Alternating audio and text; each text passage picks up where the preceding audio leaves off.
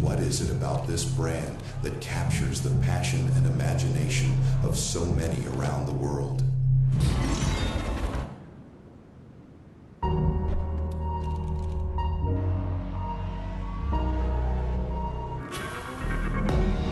It's groundbreaking innovation and the world's most advanced automotive technologies. Its drivers dressed in red atop podiums. It's a driving thrill, a symphony of speed and emotion igniting all the senses. It is the car. It's a way of life.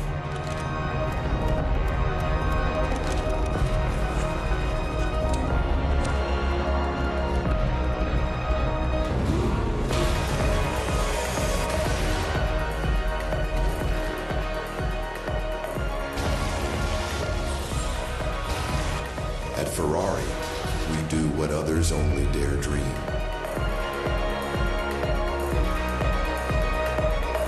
And we always will.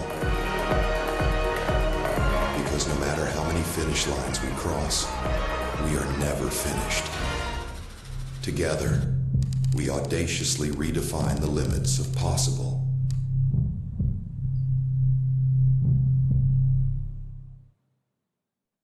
Ladies and gentlemen, please welcome on stage Ferrari Executive Chairman John Elkann.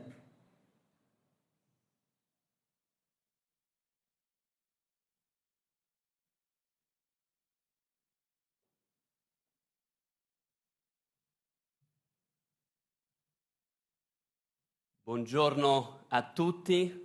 Good morning. Welcome once again to Maranello, our home and the heart of Ferrari. Every time we have gathered here for our Capital Markets Day, it is an occasion both to reflect and to commit. In 2018, when I stood here with you, I spoke about the spirit of Ferrari, a spirit born from Enzo Ferrari and kept alive by all of us in the company. In 2022, as we marked Ferrari's 75th anniversary, I underlined how we would face the transformations of the decade with ambition and humility. Today, I stand before you to say that what we declared then remains true. When Ferrari went public on October 21, 2015, the world took a closer look at us. Many wondered whether a company built on passion, innovation, and craftsmanship could also thrive under the discipline of the capital markets. 10 years later, the answer is clear. Ferrari is a stronger company. Since the IPO, we have invested $6.5 billion in capital expenditures, building the foundations for our growth and our future. The e-building is a proof of it. We have launched 41 new sports cars in this decade, each one of them being a unique expression of Ferrari's DNA. We have doubled our workforce from just under 3,000 people in 2015 to around 6,000 people today. And we have innovated. We have accelerated at a breathtaking pace. 883 patents filed since the IPO, and already 144 this year. These achievements are not just numbers. They are proof of commitment. They are the result of the passion and dedication of the people of Ferrari. Metrics tell part of the story. but they do not define Ferrari. Ferrari is unique. It is unique because of three dimensions: heritage, technology, and racing. It is exactly the perfect blend of these three dimensions that define the three souls of Ferrari. Racing. A story started on the track almost 100 years ago, which defines who we are. Sports cars, which embody performance, design, and emotions. Lifestyle, where Ferrari transcends the car, inspiring a community and a culture that reaches across the world. And I would encourage all of you to go visit our museums this afternoon and shop. And I was very pleased last night at my table that I had one very nice surprise of seeing one of our investors who had a nice burgundy bag, and I want to thank her for that. These three souls are the essence of Ferrari. To remain unique, Ferrari must keep nurturing and growing its people. As Enzo Ferrari once said, every factory should have a training center to prepare its technicians for their future work. This is what he did by starting the Scuola di Perfezionamento Professionale Alfredo Ferrari in 1945, which then became the Istituto Tecnico Alfredo Ferrari in 1963. Today, we are proud to announce the creation of a pioneering educational hub here in Maranello, which will provide technical knowledge for a new era, training and inspiring generations of engineers, technicians, and innovators. The M-Tech Alfredo Ferrari, M for Maranello, Tech for technology, and Alfredo Ferrari, the names of the father, the brother, and the eldest son of our founder, Enzo Ferrari, will come alive in 2029 when we celebrate the 100th anniversary of the foundation of Scuderia Ferrari. The M-Tech Alfredo Ferrari will pave the way for future innovation in the interest of the entire Moto Valley. It will welcome people from all corners of the world here in Maranello. This is very much at the core of what we believe in. Our founder entrusted us to keep alive the will to progress that inspires the M-Tech Alfredo Ferrari and finds its boldest expression in the Ferrari Elettrica. With the new Ferrari Elettrica, we once again affirm our will to progress by uniting the discipline of technology, the creativity of design, and the craft of manufacturing. As you were able to see yesterday, its architecture is revolutionary. 4 independent electric engines delivering full active corners and agility that are consistent with Ferrari's DNA. A unique experience behind the wheel, born of our unmatched vehicle integration know-how, will create new driving thrills. The Technology and Innovation Workshop of yesterday gave you a glimpse of what is inside. And you will be surprised as the unveil continues. In 2018, I told you that what was behind Ferrari was fundamental, that our founder's story was the decisive factor in everything we do.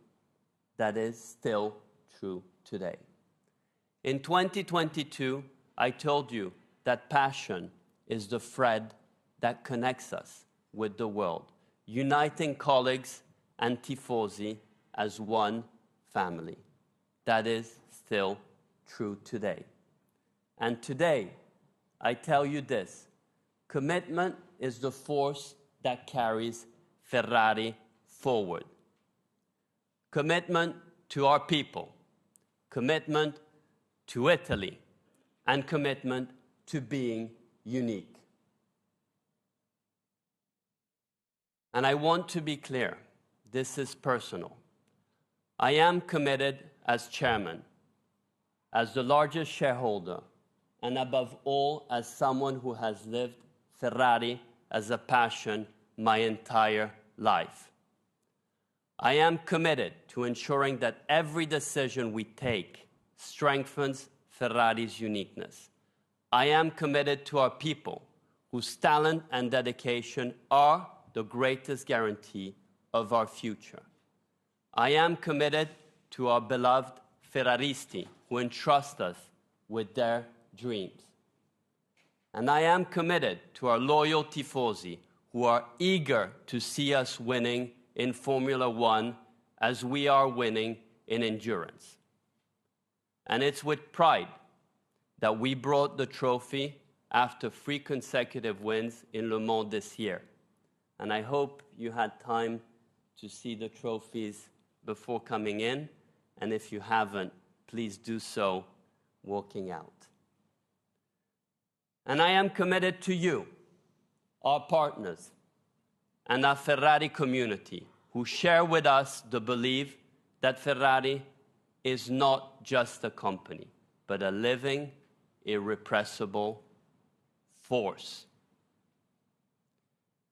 Ferrari has never chosen the easy path.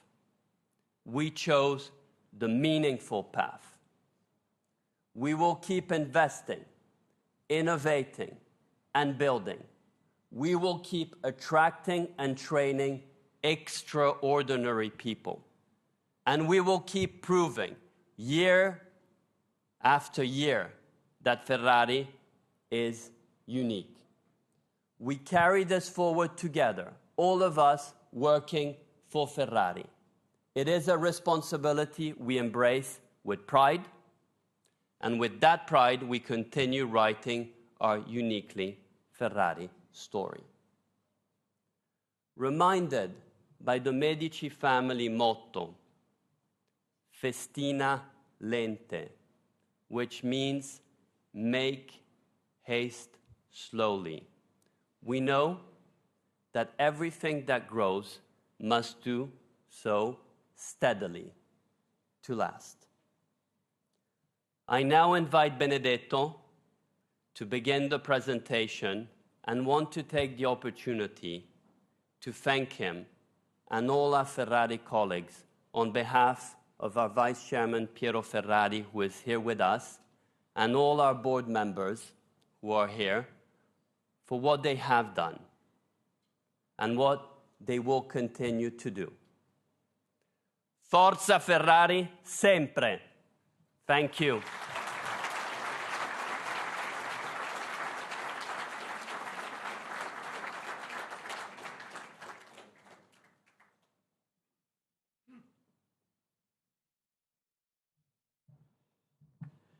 Good morning, everyone.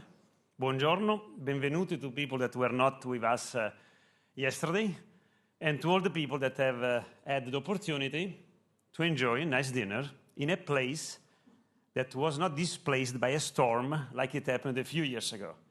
So the main reason why we did this e-building was to make sure that when you were coming here, you could have a safe place. Having said that,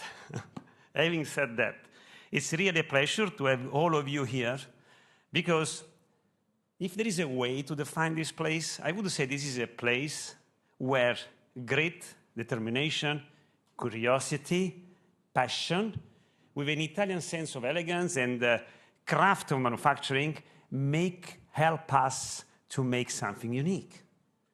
It is helping us to follow the purpose of our company, audaciously redefine the limit of possible. I would like to start from 2 sentences that I share with you. You may not remember, but I remember well, because what we say and we commit to you, for us, it's something that we keep repeating every day. The last Capital Market Day, at the end of the meeting, I said, the plan is ambitious, it's challenging, but we commit to do that. And we did it. We did it. Yesterday, when I concluded the introduction of the presentation of Ferrari Electrica, I told you this is a place where we do what we say, either infrastructure, e-building, or on product, and I add today on financial, but this is Antonio that will show you what we did. So these are 2 sentences that, if you want, is a kind of summary of what we did in these years. And we do this keeping in mind 3 important things: consistency, agility, and respect. Consistency is important. It's important extremely in a world where things keep changing, where the uncertainty level keeps very, let's say, changing day by day. But the consistency with the values, the DNA of our company is key. Together with what? The agility. Because one thing is clear. 3 years ago, when we met, we had nobody, I'm sure nobody else, was envisioning what is the reality today. And I think the company has been able to manage thanks to agility. Always keeping clear the value of respect and attention for all the people around us. Because Ferrari is not only the people coming in this place or another Ferrari site. Ferrari is all the community around us. It's 4 years I'm in this company. The time goes too fast. And I think with the team and 6,000 people that every day cross the threshold of the main gate, we have been working to reach, to make possible what we are going to show you today. And I have to say that without the tireless effort of all the colleagues, without their straight feedback, without open dialogue, what we did wouldn't have been possible. And this is something that is very important for this foundation. Cultural foundation is very important for our company, because it helps us do things. 1, focus. 2, to keep the wheel on the ground.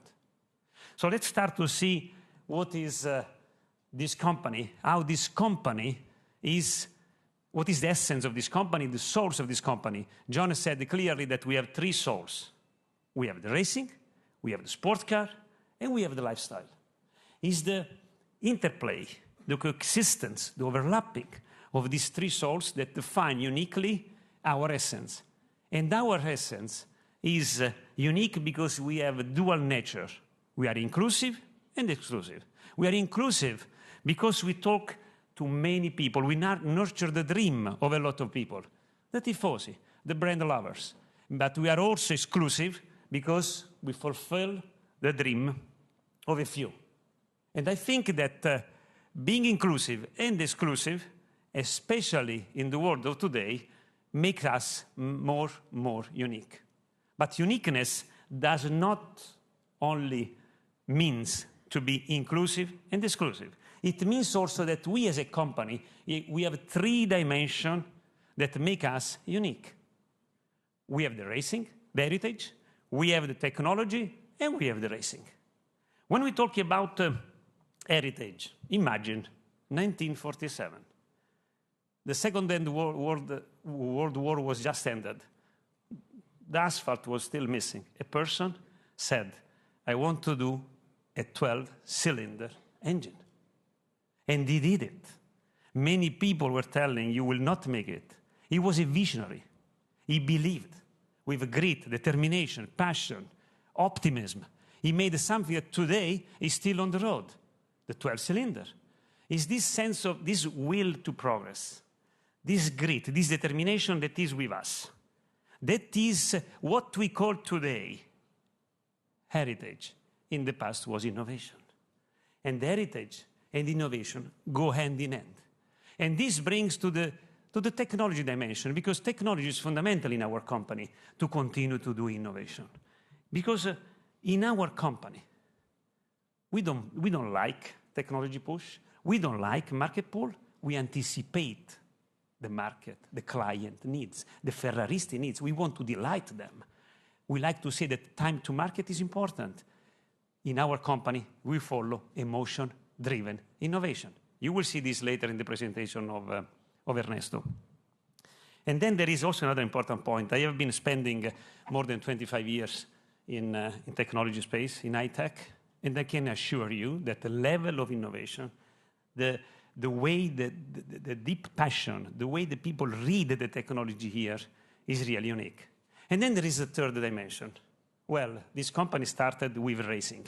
Racing, what does it mean? To compete every day. To show that you can improve every day. You can learn every day. You can try, learn, and adapt quickly. It was in this way Scuderia was born in 29. It is the first car that left the main gate, the 125S, that was a sport car. These are the three dimensions that make our company unique. Today, I will share the presentation. We'll show you where we are heading to. We show you also what we did. And I will share the presentation with other colleague. So I will have the pleasure to have Enrico and Ernesto that will explain more in detail the sport car world. In this sports car world, what we are unique proposition for unique client. Ernesto will drive you to the innovation that we are doing that go beyond the surface that you can see on public news or on the web. There is much more this, so wait for his presentation. And then is Carla. Carla will show you what we are doing in the lifestyle world. Very important for us, with remarkable progresses, and Carla will show you. And then there is Antonio, will translate everything in numbers, and I will close with the decarbonization. So I'm sorry if someone of you will be upset, because I was outside, and some people was telling me, I hope you don't spend time to talk about ESG. I think this is not a matter to spending time. We are a company, we are a leader. We don't have to do only great product. We don't have to deliver only unique experience. We have also to take care of all the ecosystem around us. And you will see that what we are doing there is also on track. So let's start. One chart, what we did. I would say 1 year in advance. We've been able, thanks to client, thanks to what we did in the company, thanks to also what all the people around us, the supplier, the dealer, the sponsor, we've been able to achieve our goal 1 year in advance. You will see the detail in the presentation of Antonio. 14. What is 14? Is the number of car model we've been unveiling in these 3 years. John told you that the number of model we announced, we unveiled in the last 10 years was 41. 14 has been done in the last 3 years, in line with our commitment of 15. E-building, this place is a demonstration that this company does what it commits to do. 3 years ago, this was not existing. The team, led by David and other colleague, did it in 2 years, 6 months ahead of time, because we believe that agility today is very important, and this building gives us the agility that we need on the manufacturing side to follow our product strategy. And then last but not least, we committed last time to win in racing. We did it with the 499P in endurance, and win Formula One. We have to improve. Also there, we have to win, because we owe it to our loyal tifosi all over the world. So we have three souls, which are the ambition for each one of this. In the field of racing, we want to win. It's important, this dimension, because being unique, as I told you, we have to be inclusive and exclusive. The racing world helps to nurture, to feed the inclusiveness dimension. Then we have the second part, that is a sport car and the lifestyle. Well, in sport car and in lifestyle, we want to continue to grow. We want to continue to grow, having in mind that we need to be unique. And to be unique, we have to master scarcity in everything we do. Because it's only the blend of scarcity, the proper management of scarcity, and of all these dimensions that makes us more and more unique. In the sport car in particular, we want to continue to be exclusive. Our business, you will see later, is not a story of volume, also because we want to fulfill the dream of you. And also there, you will see in the presentation of Enrico, you will see all what we are doing to nurture the community, what we are doing for our Ferraristi, the people that own our beautiful cars. In the field of lifestyle, the ambition is very simple. We want to enrich the client experience and to enlarge the audience. We want to entice more men, more women to be part of our family. These are the ambition, and I would like to drive you through each one of these ambitions. So in the racing, we want to continue to redefine the limit of possible. That's where we are born. Racing for us means we have to do constantly, daily review what we think and challenge ourselves, because that's the only way you can really do something unique. We did it in 29. Enzo Ferrari did it in 1929. Nobody of us was there. And he started with endurance with Formula One 1949, 1950. I think this is important because what we develop over there is migrating, is going to the sport car. You will see later that our electrification journey is not something that popped up from nothing. It's something that started in 2009. When I got here, I was surprised by how much the company was advanced in the electrification journey. And since we don't want to stop to what our founder started, means racing, competing on the road and on the track, it was 2 years ago, end of 22, when we decided to also compete on a new field, on the ocean. So we started this hypersail project. Some of you have been attending yesterday the presentation of Matteo and Marco. Basically, we show you what we want to do over there. And we want to do this because we believe in the value of performance, innovation, sustainability, and we want to compete in offshore races, in oceanic regattas. You will hear something interesting from Ernesto, because when you look at the reality with different eyes, when you have the cross-pollination of different worlds, well, innovation can really pop up. And this is something that we have already practical demonstration in that respect. Open innovation can come only when you see the reality with different eyes. In the sport car, we have been a strong believer since the last time we met of the importance of technology neutrality. We told you clearly that our product strategy was different Ferrari for different clients, different Ferrari for different moments. We are working, we are selling our car in more than 60 countries. On one side, we have to comply with all the regulatory, okay, in all the countries. On the other side, we want to make sure that we harness any available technology that is now present to make sure that we deliver unique emotion to our client.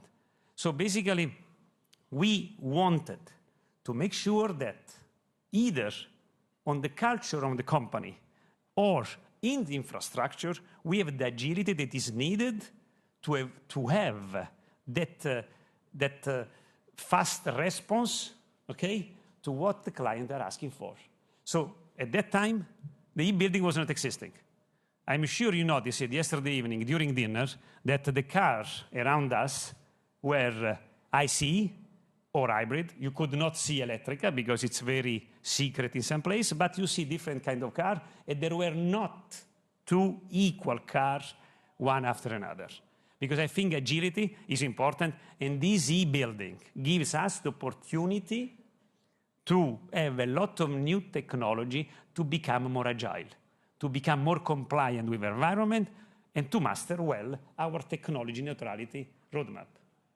In 22, we told you by 2030, we expect 20% of our offer to be IC, 40% hybrid, 40% electric.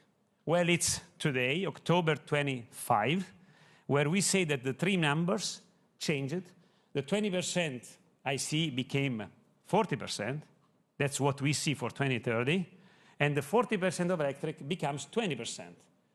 On one side, we realized, thanks to the strong need of personalization of the car, that for us, for our company, for our client, it's important to pursue a horizontal diversification, product diversification strategy. It's better to have more model with limited volume than a few model with higher volume. That's our strategy. So it means that in this period, we understood that it's important to increase more the number of ICE and to limit a little bit the number of electric.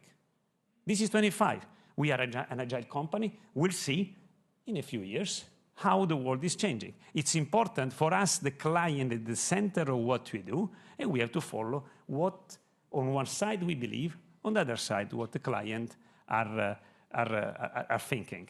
I can tell you that during these years, we talk with several clients, and it's clear there are some of our clients that will not take Elettrica, other clients that will take the Elettrica, and there are clients that are telling us, I will become a Ferrarista if, and only if, you have an Elettrica.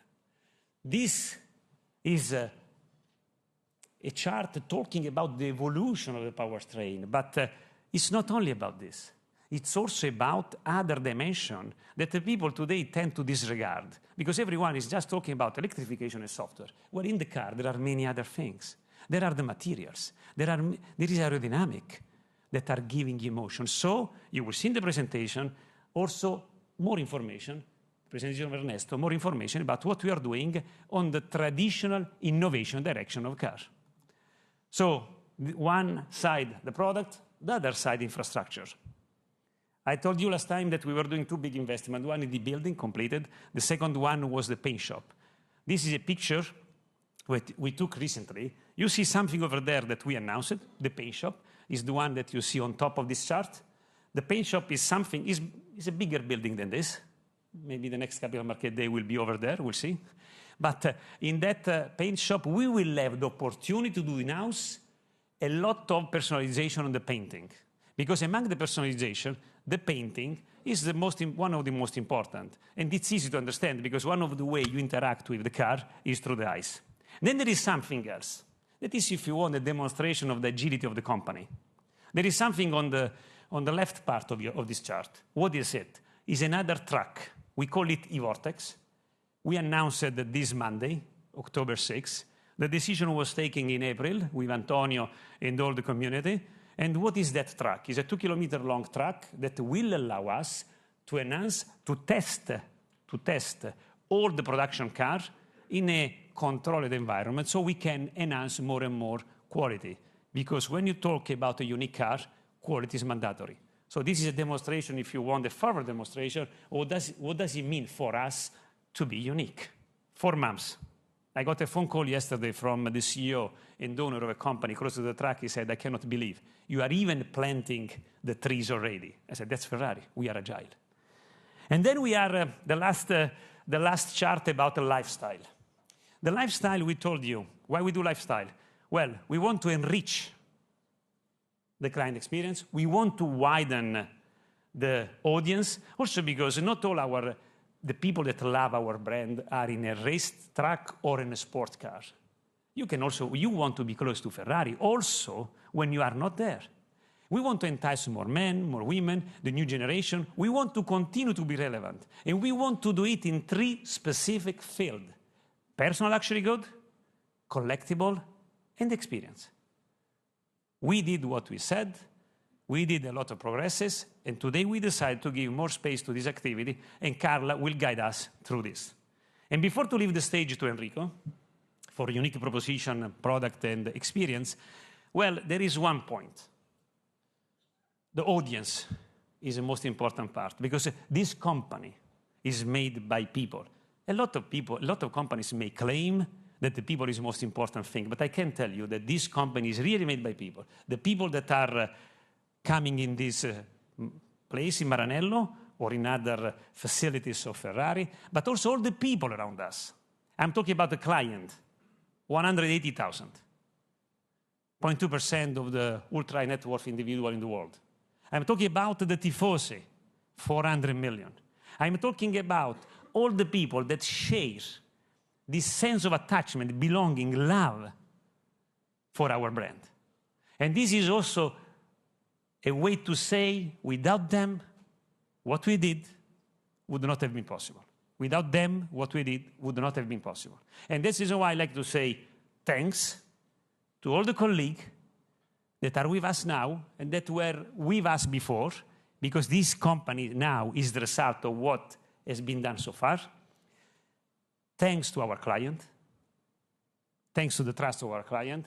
Thanks to the supplier, the dealer, the sponsor. Thanks to you for your trust in us, in what we do, and also thanks to the local community, to Maranello community, to whom we owe a lot.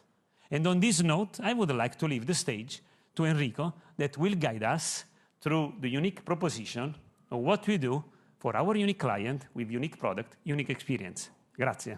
Enrico.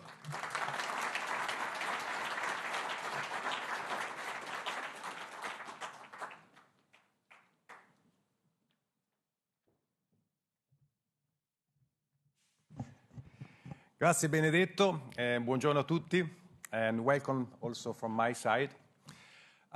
Benedetto in his speech has been using the word consistency. And I'm happy to underline in my presentation how consistency has been driving our commercial activities, confirming and developing many of the commitments that we took during our last Capital Market Day back in 2022.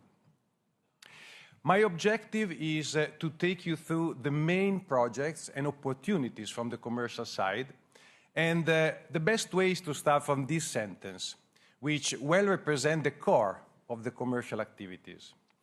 Our community is united by a shared passion, the prancing horse, an unforgettable experience. Now, you will hear me repeat several times the word unique. And uniqueness is one of the main elements that connects the dots of all the commercial activities. In fact, we always like to underline the fact that we have a unique proposition, well represented by the concept of Ferrari forever. I will come back on this subject, which is very important. We have unique clients and a unique way to manage our clients through unforgettable experiences. Now, let's start from the first uniqueness, which is well represented by the concept of Ferrari forever. You will hear me repeating this concept, Ferrari forever. We'll deep dive on four main areas: our product range, our design approach, our engineering and manufacturing approach, and last but not least, our people. This slide is probably showing one of the most important elements of uniqueness of the Ferrari business model, because we are probably one of the few companies in the world that is still having in the market most of its production.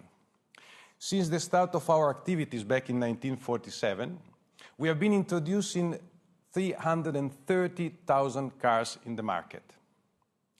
And we know that much more than 90% are still alive in the market and require our constant attention. Another element of uniqueness is connected to our design approach. Every single new model is a piece of art and remains very unique and contemporary, never getting old from a design standpoint. This is a choice the company made since the very beginning, to make sure that every single model, every single car that is introduced in the market has a specific soul and remain modern always, today and tomorrow. Images that you see on the screen represent some of the most iconic models that clearly show how much we were able to blend tradition and innovation to keep every single model alive till today. The same approach has been applied on the technology and manufacturing side. Since ever, and even now and in the future, we have been very careful to identify what are the core components of the car that we need to develop and produce internally. This is extremely important because it gives us the possibility to develop a competitive advantage, but at the same time, to be able to grant the availability of the main components in the future. This is becoming extremely important, even more than in the past, because we are entering a new era of technology. And as already mentioned in the previous Capital Market Day, we work to identify the new components that we consider relevant for our future. Electric engine, e-axle, and high-voltage batteries are some of the key components we decided to develop and manufacture internally in order to make sure to create a strategic advantage for our product, but most of all, to ensure our clients that every single component will be available in the future. Every single component will be available in the future. This is extremely important to reassure our clients. Despite the introduction of a new technology, we'll be able to grant them the pleasure to drive their Ferrari also in the years to come, without any concern, knowing that every single component inside their car will be replaced by a new one manufactured by us. To underline this commitment, in addition to the normal warranty, we have developed a strong set of additional warranty programs. The extended hybrid warranty, the power warranty, that basically are ensuring the availability of every single component in the future, giving our clients the possibility to achieve what we call peace of mind when you purchase, own, and drive a Ferrari. Last but not least, it is important to talk about people and how we make sure this uniqueness is well managed and maintained in the future. To nurture our Ferrari culture and people quality, we put in place a strict process of assessment in the recruitment. We are probably one of the few players that make sure that every single person working with us, directly or through our network, are directly assessed in terms of competence and capabilities to ensure the right messages and service for our clients. Then a strong training commitment is requested. We have been mentioning that since the very beginning. Our founder was considering training a key factor. Our chairman mentioned it. Now, we made sure that this is going to be deployed also to our employee. And we created a long list of courses in after-sales, sales, marketing, communication, that are developed and delivered through an internal academy that continuously developed tailored courses for our people. About 50 tailored courses are offered on different topics, which translate in an average of 9,000 people trained in classroom and 40,000 online courses delivered. Quite impressive for a small company like Ferrari. Finally, we make sure that we have strict rules to assess the performance of our team through activities that allow us to measure how much we are achieving our overall objective to be unique. Yes, training, but checking point. Now, let's move to the second chapter, and let's talk about our clients. You know how important our clients, and again, here we have some specificity. The uniqueness is the key word, as every single person, when buying a Ferrari, we believe it becomes member of the Ferrari family, which trigger the need of a personalized and tailored offer. Client segmentation and specificity, product strategy, product offer, emotion delivered, and personalization offer are all key components of this strategy. In the last year, we have been able to further expand the family of Ferraristi. You always ask us, what happened in terms of recruiting new to Ferrari clients? Today we have around 90,000 active clients, which means clients that bought a car in the last 5 years. Meaning plus 20% versus 2022, which is a relevant number. And new to the brand clients acquired since 2022 were over 32,000. But we are not just expanding the family, which is very important. We are also expanding the garage of our collectors. the number of cars in their garage in only a few years increased by more or less 20%. And out of our top collectors, 45% are new, which means that we have been able to rejuvenate and bring on board new people that like to collect our car. All these new clients allowed us to enlarge the Ferrari family, but also gave us the possibility to maintain the average age of our clients stable.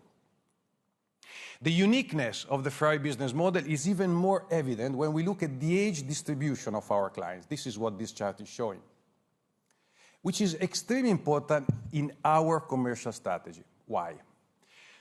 Because we are not targeting only a specific client target in terms of age. Each client is unique, and we like to talk to clients across all generations. On one extreme, the Ferraristi of the future Ferrari collectors. And on the other extreme, people with time and resources to enjoy the pleasure to drive a Ferrari and join the Ferrari family. All this has been achieved thanks to the success of our product strategy. Here again, I'd like to mention the word consistency, and also Benedetto mentioned this before. Our product strategy hasn't changed in the last years. You may remember we used a similar chart back in 2022, which represents our aim to create different Ferrari for different Ferraristi and different Ferrari for different moments. What does it mean? It's simple. It means that on one side, we develop products that are targeting new to Ferrari potential clients, different Ferrari for different Ferraristi. On the other hand, once they get on board and once they own and drive a Ferrari, there is no reason why they shouldn't own more than one, in order to have the possibility to use the car that is perfectly fitting with the specific need of the specific moment, hence becoming collectors. This approach is creating a product range, allowing us to attract different client profile. That's very important if we want to be successful. And the chart is clearly representing this concept. On the left side, there is what we call the sports car driver.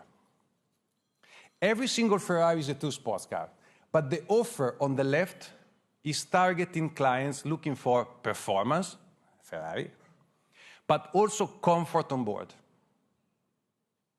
the Amalfi.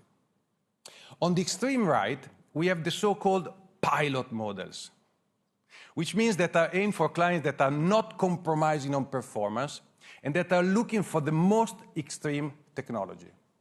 Well, we just launched the Testarossa. Now, we are happy to say that very soon we'll also have a new model enriching our product offering, the new Ferrari Elettrica.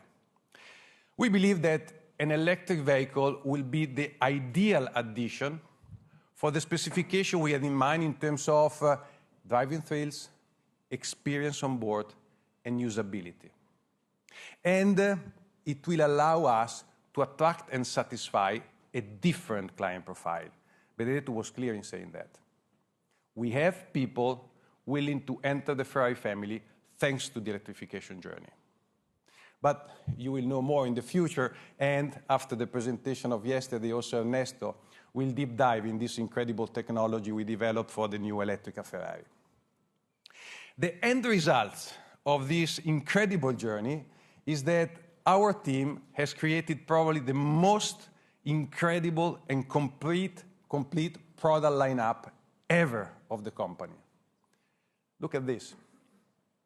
All these models and the constant add-on to our portfolio are allowing us to attract and satisfy new and different client segments while maintaining the exclusivity per model. All these new products are designed with a clear objective in mind, which is to create unique emotion for our clients. This chart is very important because it shows you how we develop a new model. Because when we start developing a new model, we always start looking at the 5 technology foundation: powertrain, aerodynamic, vehicle dynamics, architecture, and human interface. Later on, you will hear more about that. All these elements allow us to define the main characteristic of the car that are then design, performance, and driving thrills, which represent the three pillars of our competitive advantage. But our job when developing a new car is not finished yet, as we need to find the perfect combination, delivering what we call the Ferrari emotion. You keep talking about Ferrari emotion. Now, the Ferrari emotion are something that our engineers are able to measure with clear KPIs. When we sit and we discuss, they come with clear demonstration of the level of driving thrills delivered by a car. But I prefer to say that the Ferrari emotions are something that we can simply measure looking at the smile of our clients when they sit and drive one of our models. It's very simple. You see the pleasure in their face. The uniqueness comes also through the opportunities we offer our clients to personalize their car. It's a very important piece of our commercial strategy. We like to say that there is no one single client car equal to another in the market. 100% are different. Every single model delivered goes through a structured and complete program of personalization that goes up to the tailor-made or even to the one-off, in order to make sure that every single car entering the market is designed by the client, who creates a unique piece of collectible for its garage. Now let's come to the third chapter, which are the experiences.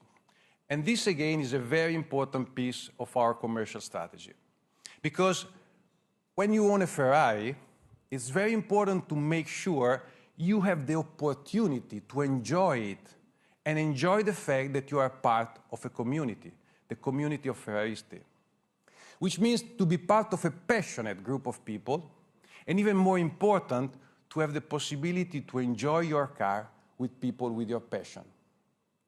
That's why when we talk about experiences, we have been very focused in creating a long list of opportunities that goes from activities on track to satisfy clients that want to have the thrill of driving and reaching the peak of performance in a safe environment like the track.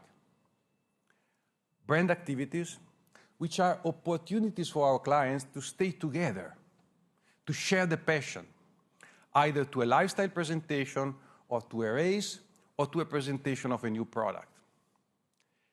And then, of course, all the activities in order to give them the possibility to drive their car on road and to share the passion with other Ferraristi. Now, it's difficult to explain all this. Maybe the best way is to show together a short video.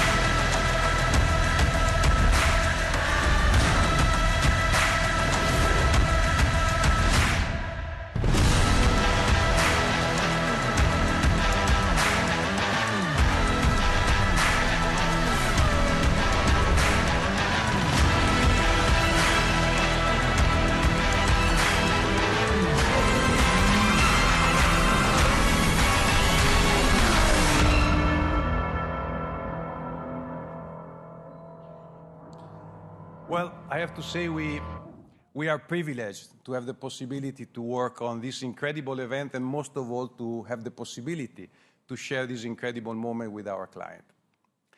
Now, making another step in the experience side. Any family requires a home. And that's why we have been very careful in working together with our partners on our network coverage. And here we took few but very important actions. Number one, we don't want to be everywhere We want to make sure that if you decide to enter the Ferrari family, you can have the best possible experience. And that's why we have been very selective in identifying where to open a sales showroom.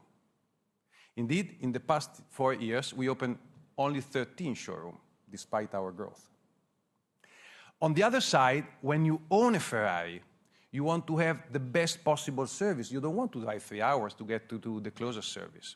So we have been working with our partner to increase the service coverage and proximity.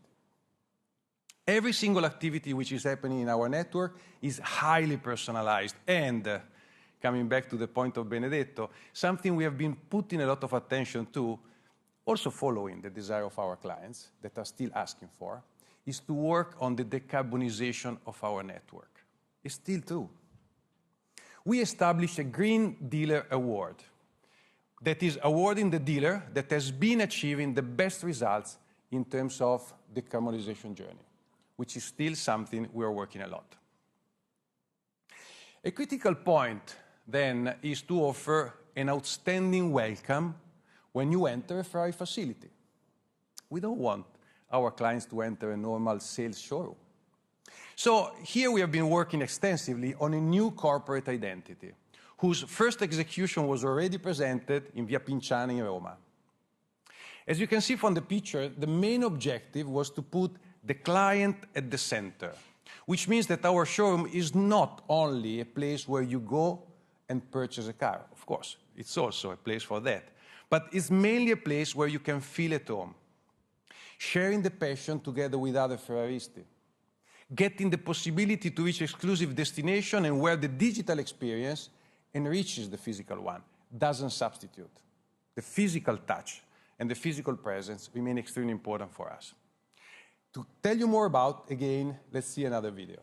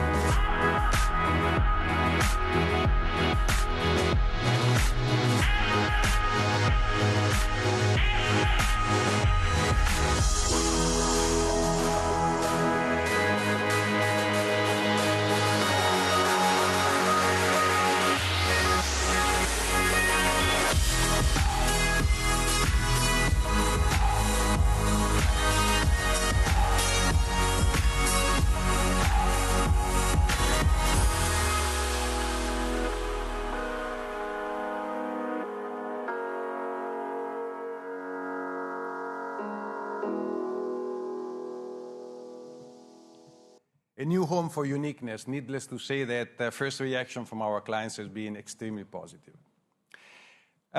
We already talked about personalization, but we also plan to leverage on the constantly growing request of our clients, so that our focus will go also in creating places directly managed by Ferrari that allow our clients to live the experience of designing the car of their desire. That's why, together with Maranello, New York, and Shanghai, which will be completely renovated, we are already working to expand our tailor-made centers to get closer to our clients, working on the opening of Tokyo and Los Angeles, in order to better serve the clients living far away from the already existing one. So far, I tried to summarize some of the key activities of focus for us, but what's next in terms of product launches? Well, as you see from the chart, in the next business plan, we will have the confirmation of the speed of innovation that we've been following so far, with around 4 launches per year, to capture the opportunity to target new segments and/or new clients' need. We believe, as Benedetto said, in an horizontal product diversification strategy, and this is going to be, also in the future, our direction.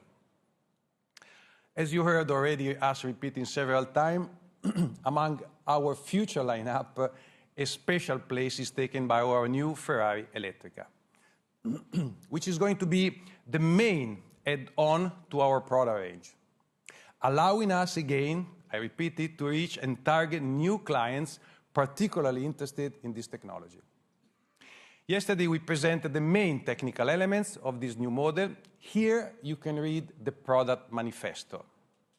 I would just highlight few words which are underlining the core elements of the new Ferrari: reframe, reimagine, reinvent. The Ferrari Elettrica is a completely new breed. Thank you very much for your attention, and now I leave the floor to Ernesto. Grazie.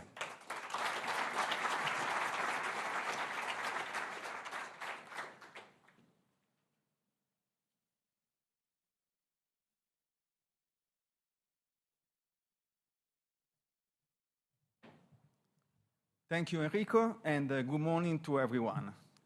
Let me start with a sentence that I believe perfectly captures our approach in Ferrari. As part of the research and development team, it is our duty to dream about the future, to envision new technologies that could enhance performance and drive increase of our car.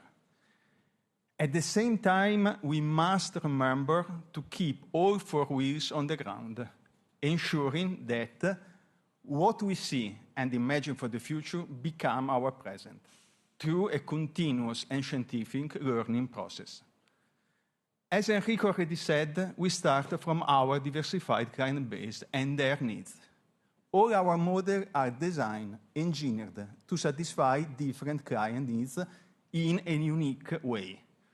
For this reason, we believe that agility and technology neutrality are two fundamental factors. We offer, and we will continue to offer our client car with different powertrain and unique positioning, with the addition of the Ferrari Elettrica. Here in the slide, you can see where we are positioning the Ferrari Elettrica, which is the result of a deep research about a new sport car concept. The Ferrari Elettrica enlarged our range model in terms of driving tricks, experience on board, and usability to create a unique driving experience. Then, three different powertrains: IC, hybrid, and electric, each one able to provide unique emotion to our clients. And how do we achieve this? As you can see on the slide, focusing on three different pillars. The agility and the technology neutrality give us the opportunity to mix different features as we like and in such a different way, to deliver specific driving tricks and unique cars. Three of the most crucial features are powertrain, body style, and body frame. Regarding the powertrain, clients find and will find thermal, hybrid, and electric in our offering. On the thermal side, we will continue to develop our V6, V8, and V12 engines, with the goal to continuously improve their performance and efficiency, and at the same time being compliant with the new worldwide regulations. On the electric side, we have a clear electrification roadmap for the engine, for the inverter, and the battery. And from the merge of the best thermal and electric technologies, we have our future generation of hybrids. The key components of thermal, electric, and hybrid powertrain are handcrafted in-house. Moving now to the second feature, the body style. We started from the coupe and the spider, and we expanded our offering.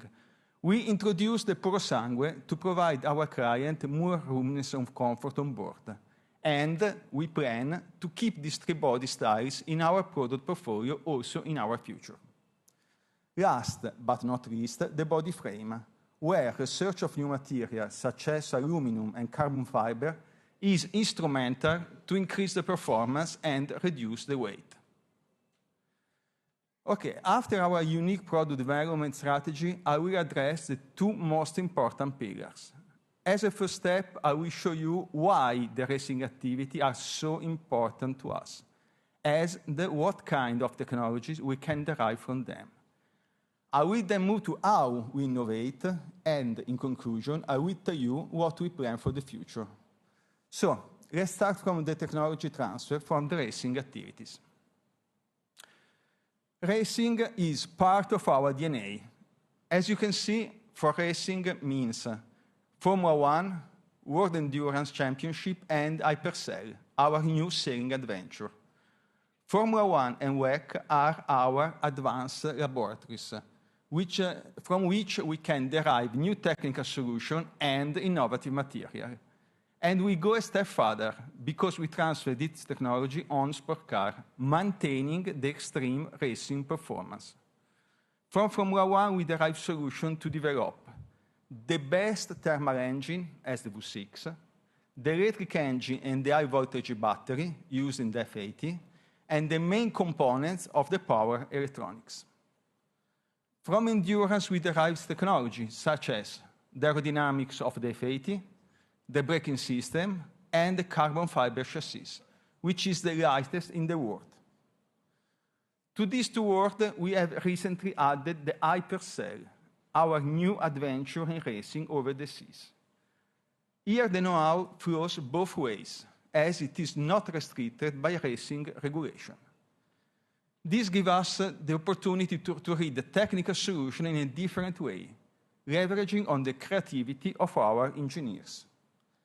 And soon, very, very soon, you will see in our sport car innovation coming from Hypercell. The internal combustion engine has always been part of our DNA. We will continue to offer thermal engines in our product portfolio and bring innovation on V6, V8, V12 engines by keeping on increasing the specific power. And as I said, racing plays a crucial role in our innovation activities. We will also invest to make our thermal engines compliant with future regulation. In addition to that, we will make sure our engine perform with alternative fuel, such as e-fuel, being ready if or when this technology should spread on global scale. Let's move to electrification and tell you in detail the progress made so far and the key feature of our technology. Our electrification path started in 2009 in Formula One, while our first hybrid sport car was La Ferrari, launched in 2013. At the beginning, we co-designed with our industrial partner the electric engine, the electric components, and the battery, with the goal to study the technology and to acquire know-how as much as possible. The F80 represents an important milestone, a key milestone for us. The electric engine, the power electronic, and the high-voltage battery are designed, engineered, and handcrafted for the first time internally in Ferrari, here in the building where we are today. As we do for the IC, also for the electric technology, we remain consistent with the strategy of designing, developing, and handcrafting our core and strategic components internally. Cells are the only component not handcrafted internally. However, even if we purchase them externally, we have developed a deep expertise to select the best technology available. For this reason, in April 2024, we created a research center in collaboration with the Bologna University and NXP, with the aim of gaining more expertise on the cell technology. But let me be clear on this point, very, very clear. We do not plan to start manufacturing cells ourselves. However, we believe it is important to get enough know-how to talk the same language as our industrial partner, to develop together the best technology possible. Let me now better explain our distinctive technology of the Ferrari Elettrica. I will focus on 5 elements: the chassis, the axle, the inverter, the high-voltage battery, and the active suspension. First, the chassis. The battery system is fully integrated into the chassis. 2, reduce the weight and moment of inertia, keep the battery as slow as possible while adding structural rigidity. Second, the electric axle. which are composed of the electric engine plus the mechanical transmission. Those are designed to maximize power density and efficiency. The design of the electric engine was inspired by motorsport to maximize torque and reduce weight. We then industrialize it without compromising on performance. Third, the inverters are designed in-house and integrated into the axle with the goal to be compact and light. We use the most advanced semiconductor technology existing today on the market, such as the silicon carbide, for better performance. Fourth, the high-voltage battery pack that was designed to have the best energy density and the minimum weight. The integrated cooling system keeps the cell temperature uniform and ensures consistent performance. It is also designed with clients in mind, so it can be updated and replaced to ensure, as Enrico already said, that the Ferrari will be forever. And lastly, the third generation of active suspension, which controls the vertical force on each wheel in real time, improving ride, comfort, stability, and cornering performance. The next chapter is about innovation. Innovation is key to redefine the limit of possible, always keeping in mind our client needs. Today, to conceive and to develop a sport car, a multidisciplinary know-how is needed. For this reason, innovation is focusing not only on mechanical, but also on software, electronics, chemistry, and much, much more. Due to that, over the past few years, we have reinforced our open innovation approach, both through internal activities and external cooperation. As a result of this, internally, we have filed 5 more patents, while externally, we have doubled the number of active projects with the university and expanded the collaboration with suppliers, startups, and research centers, working more and more on global scale. Let's dive into how we created added value for our client with controlled investments. In 2 words, in 2 simple words, technology epiphany. We don't always have to start from scratch to develop new technologies. We could use available technology, also not related to car, in a different way, looking for further application beyond the first natural use. In fact, it is possible to bring technology born from not automotive application into a car, as I explained before, with hypercell. Another possible way is to work on the software, to make the hardware operate differently compared to the reason why it was initially designed. An example, let's have a look at the Ferrari active suspension we discussed back in 2022.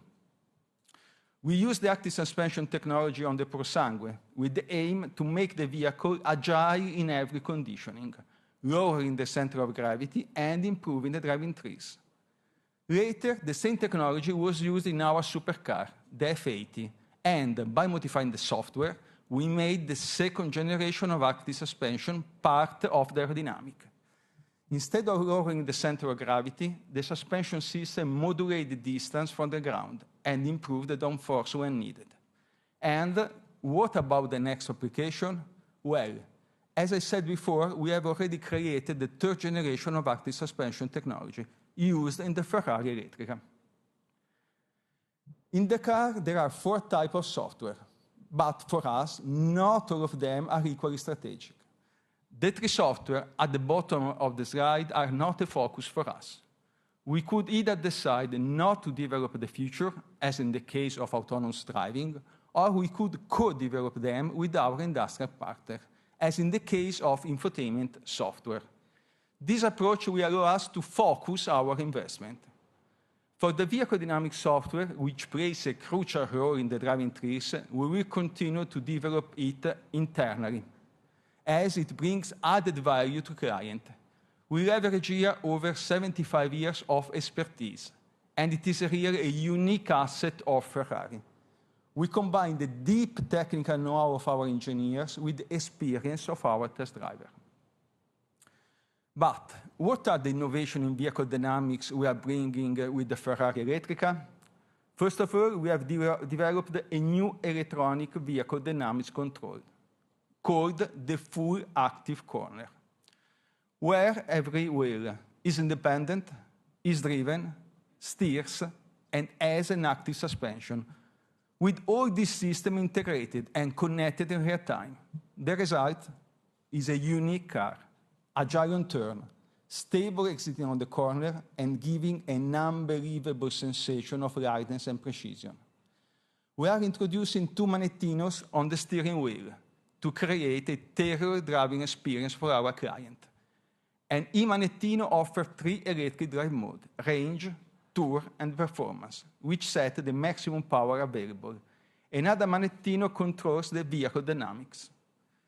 The result is you can choose from driving a silent and comfortable Ferrari or an extreme one. The sound of Ferrari Electrica is real, is very, very real. It is picked up from the mechanical and electromechanical components of the powertrain by a precision sensor. This authentic signal is transmitted for 2 different reasons. When it is functional to provide feedback to the driver, or to increase the sense of dynamic performance. The Ferrari Electrica will have also pedals. They will not change gears, but will control the level of torque and power, which gives a thrilling sensation of progressive acceleration and the familiar feeling of engine braking with the downshift function. I tried it several times, and trust me, it's really unbelievable. We are also working on the next generation of human interface, as Enrico said before, together with our industrial partners. And when it comes to innovation, the goal is to provide our client the best experience on board. For this reason, we are adopting a phygital approach for the user interface. This blend of digital and physical will combine functionality and beauty. In the past, we have introduced touch sensor on our steering wheel.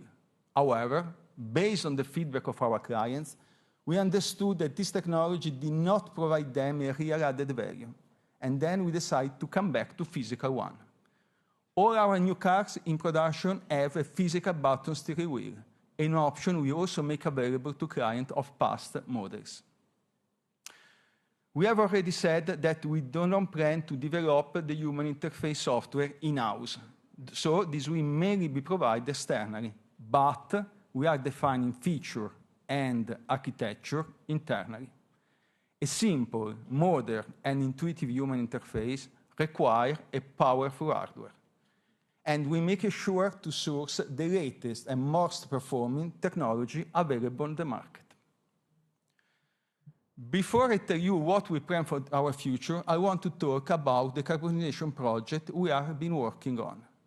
Reducing CO2 emission is a priority for Ferrari, and when it comes to Scope 3, one of our most relevant projects is to use recycled aluminum for certain part of the engine and chassis.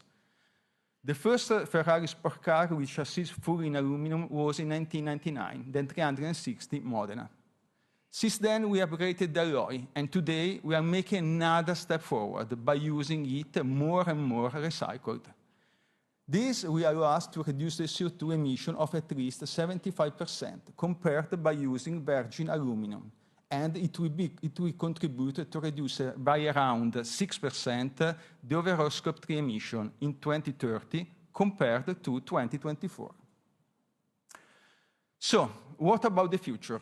When it comes to the future, we are working on the next generation of sport car on 5 fronts. On thermal propulsion, with the F80, we reach a new peak of specific power, but this is not the end. We want to improve more and more using racing technology, new material, and innovative engine architecture. On electrification, our ambition is to constantly improve all performance related to electric powertrain, leveraging on Formula One, exploring new architecture, looking for new technology. On vehicle dynamics, the introduction of by-wire technology in combination with digital twin will allow us to conceive innovative function. On the experience on board, our focus is on phygital approach and the beauty of the interior to make the human interface even more intuitive for our clients. Lastly, on materials, which are important for 3 different reasons: sustainability, weight, and performance. For example, cooling, that can benefit a lot from metamaterials. Looking beyond the plan of the next decade, there are some disruptive and very exciting projects. I'll give you just a couple of examples. The use of superconductors, such as in the electric engine. And on the aerodynamic side, we anticipate an evolution from 3D to 4D, with surfaces that can transform themselves in real time to optimize aerodynamic performance under different conditions. It is an innovation stream starting in 1961, when Ferrari was the first to use a tail spoiler in a racing car. All this function will be developed and used to maximize the Ferrari emotion. Thank you very much for the attention. I will now leave the stage to Carla, who will show you how we have innovated the Ferrari product under a different light. Grazie.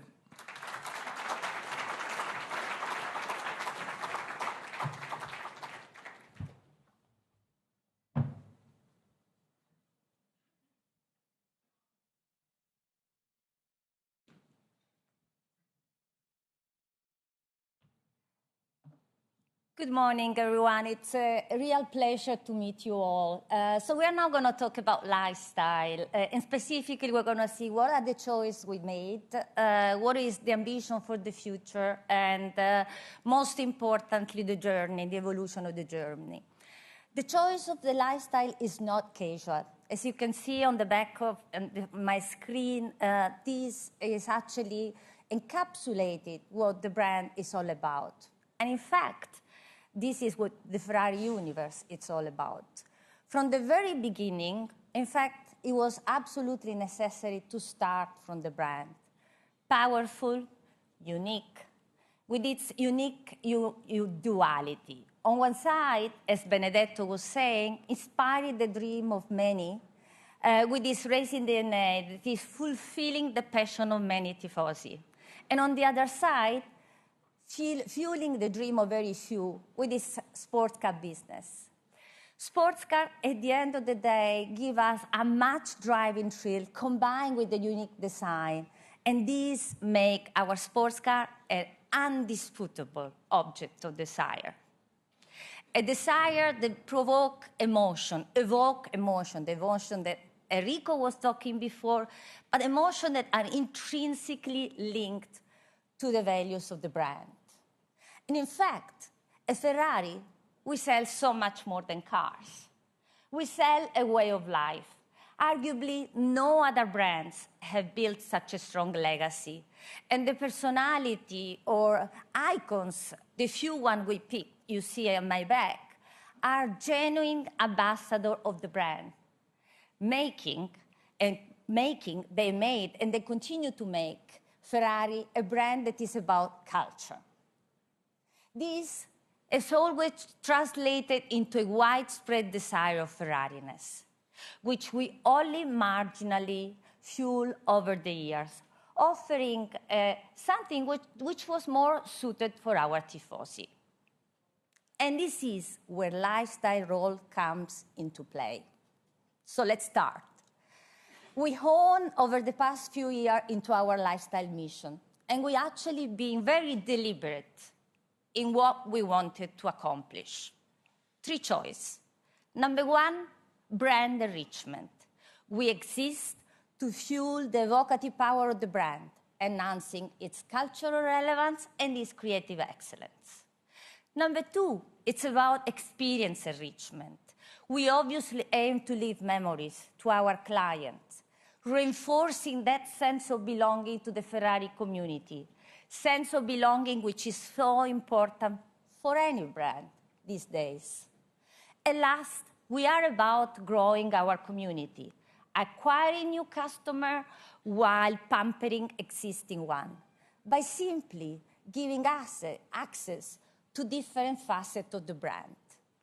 With this in mind, lifestyle strategy can be summarized as follows. The why is actually quite straightforward. Linked to the mission, we have untapped opportunity to expand the brand while preserving our DNA. And more importantly, we can leverage our unique asset, our community, and the multiple touch points where we meet them. Think about Grand Prix. Think about cavalcade.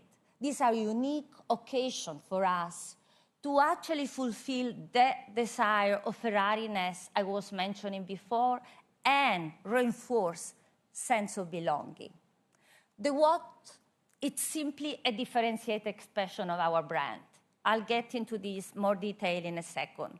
The who is an incredibly captive audience. These are real Ferrari lovers. These are our Ferraristi and our tifosi. And last but not least, the how. The how we are into deliberate journey to brand, product, and experience elevation and uniqueness. No matter what is the price point, and no matter what is the category we are talking about, this is a mindset. So all of this, it is not an opportunistic exercise. This is rather a long-term choice that the company has taken. So let's go a bit more into detail on the what. We have three pillars: personal luxury good, which encompasses our own collection, apparel and accessory, and also some strategic partnership with selected licensors, watches, glasses, game. We also have the collectible pillar, bringing to life our racing legacy and our sports car craftsmanship, where iconic engine, one-off artifact or component gets a meaning, become exclusive object to collect. And last, we have our experience. Our museum in Maranello and in Modena, as well as our theme park in Abu Dhabi and Barcelona, are attracting millions of visitors over the years. 2024 was a record year, and 2025 we are on track to beat it. We are competing with Uffizi and Colosseo, being one of the top 10 most visited museums in the world. This is what the power of brand is about, and its duality. Let's go now into the who and the how. And this is actually probably important, one message important to get. We have a customized approach for our audience. Customized approach for our audience, unified by one creative curation. The who, as I was mentioning before, is actually made of real brand lovers. This is clearly a big competitive advantage we have, and we go from 180,000 Ferraristi to over 400 million tifosi. Both segments are important, and both segments are unified by one thing: the incredible passion and affinity they have for the brand. Naturally, Ferraristi will gravitate towards exclusiveness, while tifosi obviously are more inclusive. With such a broad and diverse audience, it was critically important to understand what we were going to offer them, how our architecture would be structured. So we put quite some time to get clear on that. And the approach is actually what we call a tiered approach. What we are doing, we are designing, consciously designing against their needs to nourish brand elevation on one side and uniqueness on the other. Moving from an exclusive world of high quality and manufacturer excellence that Ferrari is always represented with our tailor-made atelier, to a more inclusive approach with our fan offer. Obviously, this is not a static picture. In fact, our customer will move up and down, exclusive or inclusive, depending on what is the needs, what is the occasion, and ultimately what is their purchasing power, obviously. So if we go a bit more into the detail on what tailor-made is, this is the pinnacle of our offer. This is for our most discerning Ferrari customer. This is where you find one-of-a-kind, made to order, limited edition. This is where our craftsmanship is glorified. In here you have our Maranello clutch, our Anello the toolbox, our handmade patterns, all requiring superior quality and special care. Then we go into style collection. Style collection is where Ferrari aesthetics and codes merge with artisan values. This is where you find the essential shape of our car. This is where you find sculptural volume. This is where you find a choice of strong chromatic colors and incredible material development. This is where you find our iconic leather bomber, our reinvented jumper, our bags, small and large leather goods, all for a lifestyle in motion. And here there is a data point which actually I want to share with you. In 2023, when I arrived, the number one category we would sell was caps. The number two category was T-shirt. The number three category was jumper. Here today, our number one category is bag. Our number 2 and 3 category are outerwear and jumper. This is, and I say this with no arrogance whatsoever, because I know exactly that it will take time and effort. It just means that we are on the right track to progress towards that brand elevation I was mentioning before. But brand elevation, as I said before, is not just about price point. So we also look with very important care. Our creative director looked at it very, very carefully. We look at our fan offer. Our fan offer is obviously for our racing community. This is the most accessible assortment.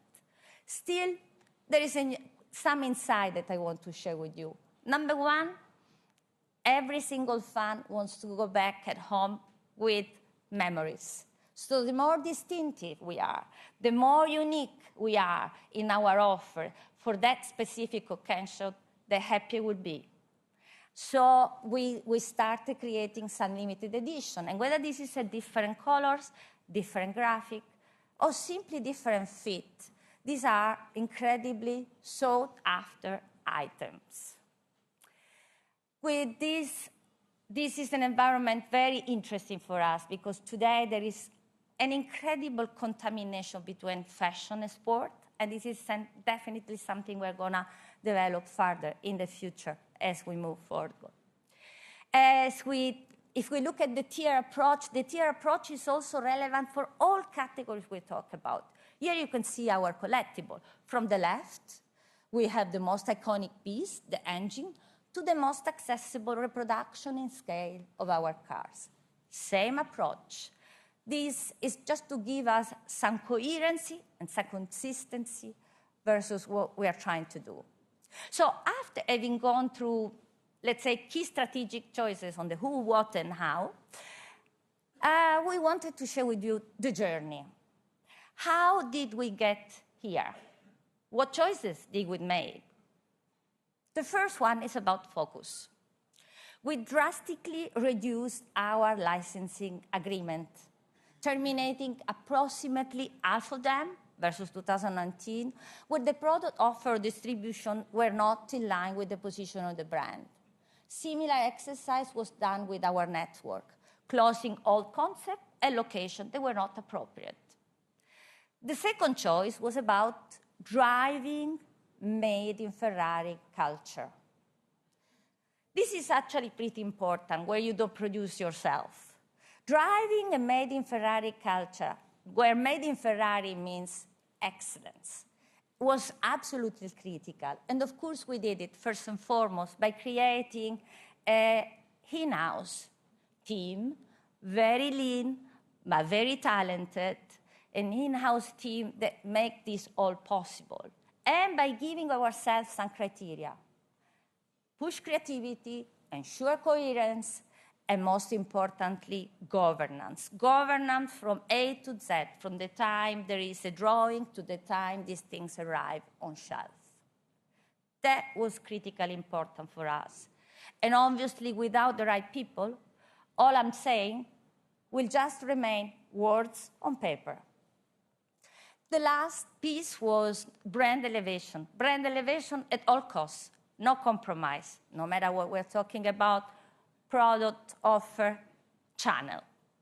So with all of this, I'm now going to share with you in a very simplistic way, and forgive me because we have the time we have, few pictures to show where we were and where we are. If we look at the product offer, we look at material, we look at design, we look at look and feel, we look at distribution, we look at everything, and we move from here to here. And I'm sure there is much more we can do. Same was done with our stores, where obviously it was important to gather the right client in the right environment, sending the right message. And our collectible, we gave them back some dignity. These are pieces of history. These are pieces of legacy, and they need to be glorified. And last but not least, our most ambitious endeavors, from our fashion show in Maranello only 4 years ago, in June 2021, to the latest one. And here I have to say, and again, with humility, the recognition that we are getting from external, it's quite positive. It means that we are making progress, collection after collection, year after years. With all of this, I just want to say that I hope you see a relentless effort towards three things across all axes.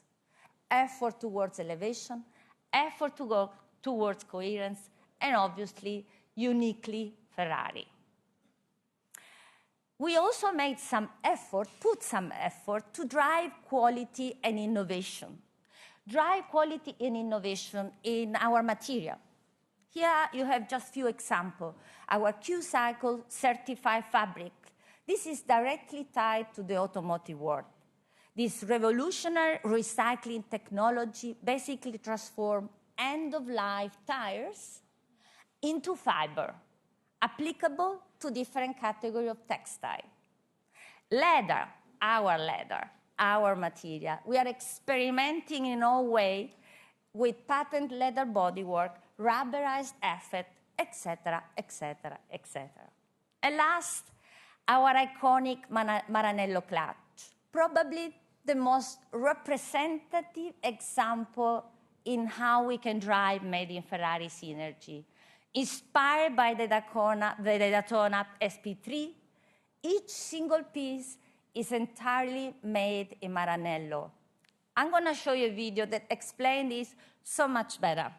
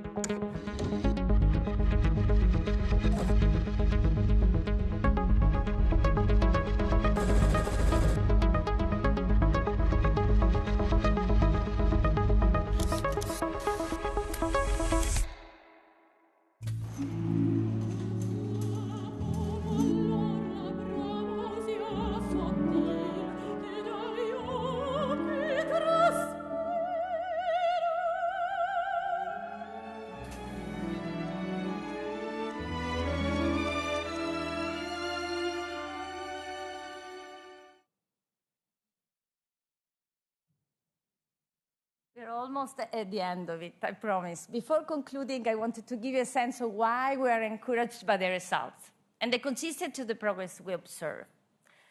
Our offer actually resonates quite well with our Ferraristi. Over 50% of our sales are made by our Ferraristi.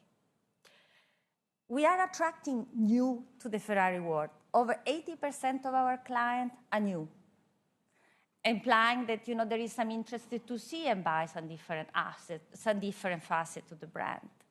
Last, which is the most interesting piece as well, is over 35% of our clients are women, aged 30, 40, and they tend to buy more than one piece, women, the whole look. Lastly, I think it's important to recognize that we are getting clearer and clearer on how to segment our tifosi, because when we talk about 400 million people, as you can imagine, there is a universe. And what is evident that there is tifosi which are incredibly interested to what the piloti wear. Great, we are going to do what we are going to do, and we'll get it better and more unique and better quality. There is also another part of our tifosi which are more interested into most refined item with racing DNA. We launched Charles Leclerc Capsule in May 2025 in Monte Carlo, and it was a proof that actually, both for men and women, there is interest in that market, in that refinement, for very sporty items, just a little bit less literal. We're going to obviously look into this, and next time we'll give you an update. So before I conclude, I'm going to summarize what's next. What are we going to do next? Our number one priority is to continue to nourish our customers, which means focus first on our Ferraristi through top-of-the-line pyramid offer and immersive experience, memorable experience, living them in memory, reinforcing that sense of belonging that Enrico was talking before. Our number two priority is to fuel the passion of our tifosi. Obviously, here two words, uniqueness and coolness. Our number three priority is build, scale at the right pace.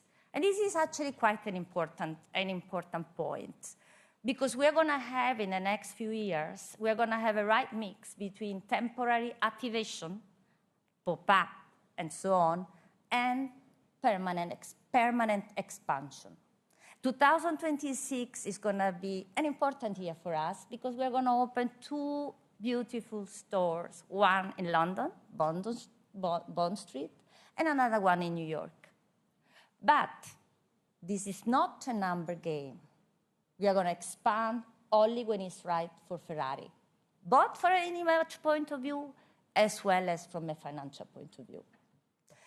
The third thing is we're going to manage our portfolio. Our portfolio is actually one of the key differentiating factors. We're going to manage it strategically by nourishing and strengthening strategic partnership where we don't have capability, or better say, to complement our capability. I'm talking watches, I'm talking glasses, I'm talking games. Lastly, we're going to nourish brand narrative with immersive and memorable experience in any interaction, really, whether it's a fashion show or a tour in our museum. In conclusion, I hope you got a sense of the uniqueness of our journey towards brand elevation and customization, and also the consistency of the progress we made with the customer at the center of everything we do. This is a long-term journey, obviously. We have the ambition to grow at the right pace and to deliver operating margin in line with the rest of the company. Vi ringrazio per l'attenzione. Thank you very much, and I now leave the floor to Antonio.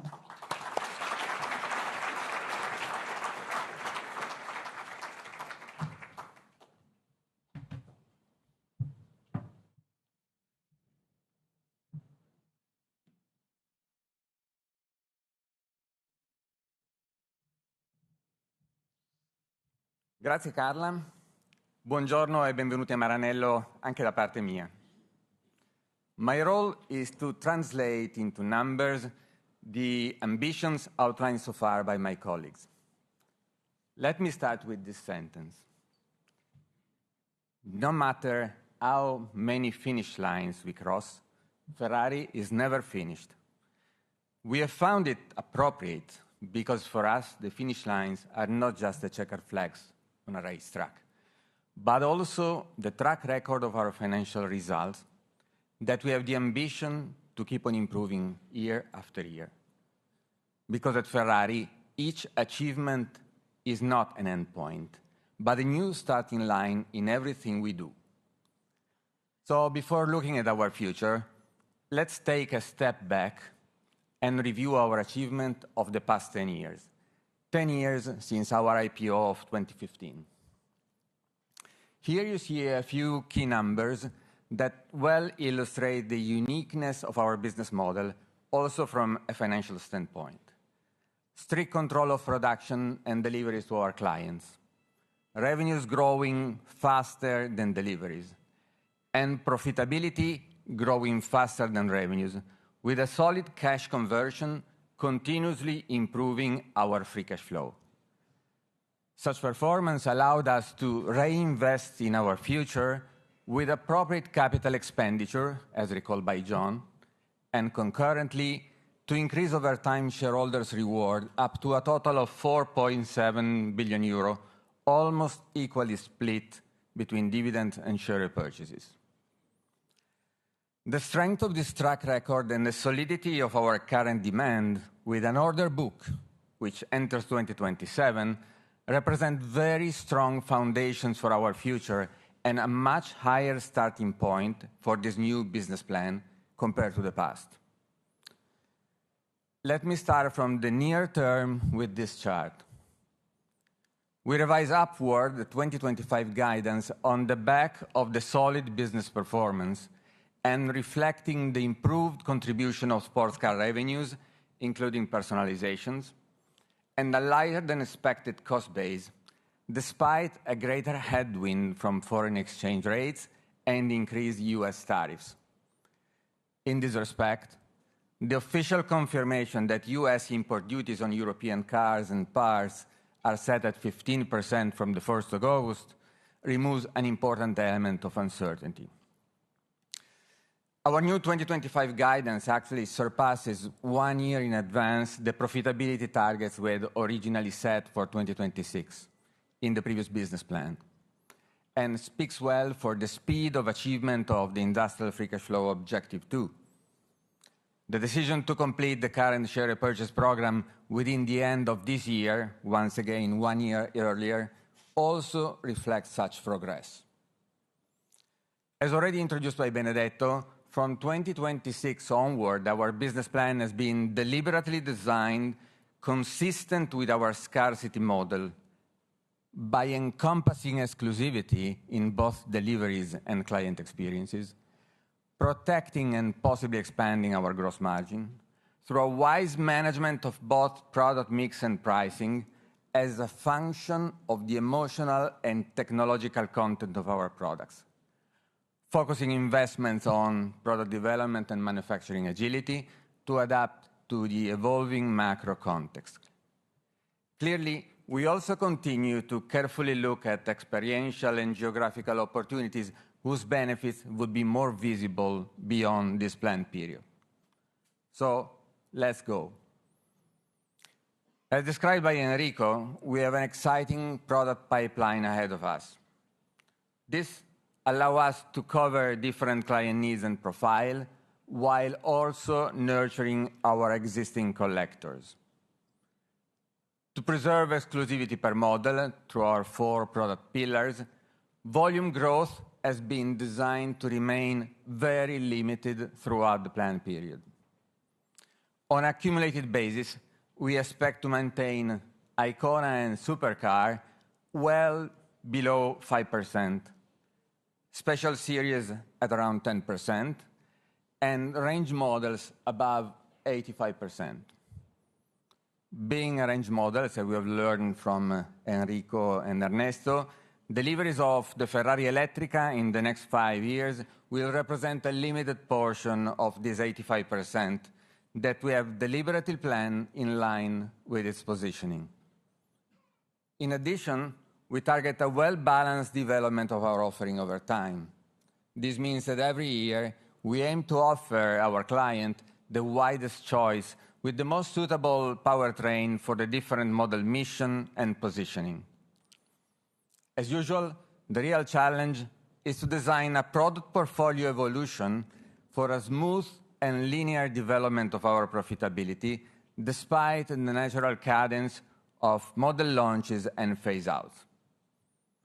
Across the business plan, we also assume substantially unchanged allocations by geography, with EMEA and Americas over 70%, rest of APAC close to 20%, and the overall weight of mainland China, Hong Kong, and Taiwan below 10%. As already anticipated, we also continue to work on emerging opportunities for the longer term in geographies where today we are less present. Moving to our net revenues bridge, you see that once again, the bulk of our growth in the next 5 years is driven by sports car revenues, also sustained by the visibility granted by our order book. More precisely, we target sports car, including cars, spare parts, and car-related activities, to generate approximately 2 billion euro revenues over the planned period, driven by the enrichment of the product mix, along with the contribution of personalizations. In this business plan, revenues from personalizations are expected to grow in absolute terms and under projecting to represent approximately 19% of total revenues from cars and spare parts. This percentage also reflects the richer product mix, which increases total revenues and therefore dilutes the personalization share in percentage term compared to the current 20%. Racing and lifestyle revenues are also projected to positively contribute to our group's performance. In racing, the assumption is always to win, which supports both commercial and sponsorship revenues. In lifestyle, we expect to elevate the offering while continuing to expand it, as explained by Carl. All in all, we target to achieve total group net revenues of approximately 9 billion euro in 2030, with a compounded annual growth rate in the region of 5%. Such objective is based on the current regulatory framework, including import duties, and the assumption of an exchange rate of the US dollar floating around the current levels against the euro, which implies an increasing headwind over time as the hedges currently in place will gradually fade away. Based on this, we aim to reach an EBIT of at least 2.75 billion euro in 2030, with the key drivers being the strong product mix, including limited editions models, the enrichment of product range, as well as personalizations. Such increase in profitability is related to the positioning of our products, regardless of their powertrain. Volumes, as mentioned before, is intentionally designed to have a very limited contribution. Industrial costs and R&D will grow mainly reflecting the increase in D&A linked to product and infrastructure developed, racing activities, and other industrial costs. In this number, we have factored in the expected increase in Formula One racing expenses dictated by the F1 financial regulations. As a result, we project expensed R&D to trend downward to 7% of revenues over the planned period. SG&A will also grow, reflecting our communication and marketing plans for sports car, lifestyle, and racing, including model launches and a wide range of client and partner engagement initiatives, as well as the overall organization and development of our company. SG&A will therefore remain in the region of 9% of our yearly revenues. The contribution from other, mainly racing and lifestyle, is expected to be positive throughout the plan. However, this benefit is assumed to be largely offset by our foreign exchange rate assumptions. As a result of the above, we aim to strengthen our profitability metrics over the plan, with EBIT and EBITDA in 2030 growing approximately 1.5 times compared to our baseline of 2024. And we target to consolidate our percentage margins in 2030 of at least 30% for the EBIT margin and 40% for the EBITDA margin. Innovation is and will always be our priority. Cumulated capital expenditures over the planned period will amount to a total of 4.7 billion euro, covering everything that makes us unique. Approximately 80% of our investments will be focused on broadening and innovating the product range, and the remaining 20% will be devoted to the infrastructural development of Ferrari in its wider meaning, with the main projects being the completion of the new paint shop, as well as the renovation and upgrade of key strategic facilities. Let me remind you once again that in Ferrari, capital expenditures are not aimed at pursuing economies of scale, nor standardized solution. We invest in product differentiation through advanced technology and design in very limited volume to continuously enhance the distinctive Ferrari emotions. Our product CapEx will be allocated to the continuous development of ICE, hybrid, and electric models in alignment with our technology neutrality strategy. But we are not investing only in the product pipeline that we will see the light during the current business plan. As always, more is yet to come, and as you can see, about 40% of the product CapEx that we are deploying today is devoted to the next generation of sports cars and will generate revenues after 2030. During the current plan, we project the incidence of total capital expenditure over revenues to decrease and stay below 12% on a yearly basis, hence lowering the capital intensity of our business. The ratio of CapEx to D&A is set to stabilize slightly above 1:1 on average through the business plan. We target a cumulated industrial free cash flow of approximately 8 billion euro over the planned period. That is what we have generated in 10 years since our IPO. Also, the cumulated cash conversion ratio from EBITDA is set to improve by 10 percentage points to more than 50%.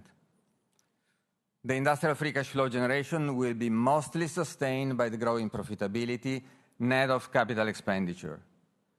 Working capital, including advances on selected model, is rather neutral over the planned period, while taxes are a net drag since our tax rate is assumed to increase from 22% to 24% as a consequence of the expected lower benefit from the current patent box regime. Such level of industrial free cash flow generation allow us not only to reinvest in our future, but also to increase shareholders' remuneration, and I'll come back to this in a minute. Our unique business model and the visibility it grants allow us to present today a consistent growth over the longer term that starts from a stronger and higher baseline, along with the commitment to execution that has always characterized us. In summary, moving into our 2030 guidance, we target net revenues of approximately 9 billion euro, adjusted EBITDA of at least 3.6 billion euro with an EBITDA margin of 40% plus, adjusted EBIT of at least 2.75 billion euro with an EBIT margin of 30% plus, adjusted EPS diluted of at least 11.5 euro, and lastly, industrial free cash flow reaching accumulated amount of approximately 8 billion euro. As mentioned before, we aim at a consistent increase in profitability throughout the plan, sustained by the balanced timing of model introduction and phase-outs. With all of this in mind, we target to return to our shareholders approximately 85% of the industrial cash flow generated throughout the plan. We will therefore propose an increase of our dividend payout to a steady 40% of adjusted net profit, starting from the 2025 annual results. This increase implies accumulated dividend distribution of approximately 3.5 billion euro from 2027 to 2031.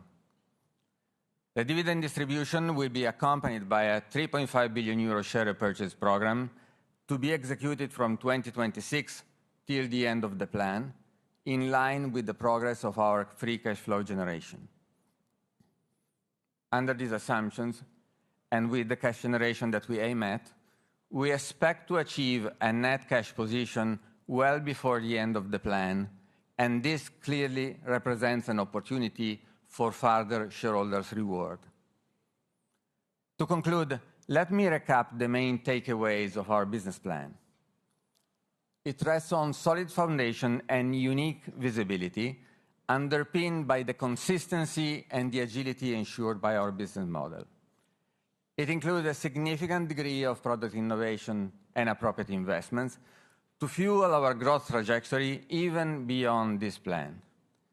It targets another phase of consistent growth to new highs over the longer term, with strong profitability and increasing free cash flow generation. And lastly, it enhances shareholders' return. With that said, we thank you all for your continued trust and support in our long-term exciting journey. So I now hand over to Benedetto for our decarbonization targets and closing remarks. Thank you.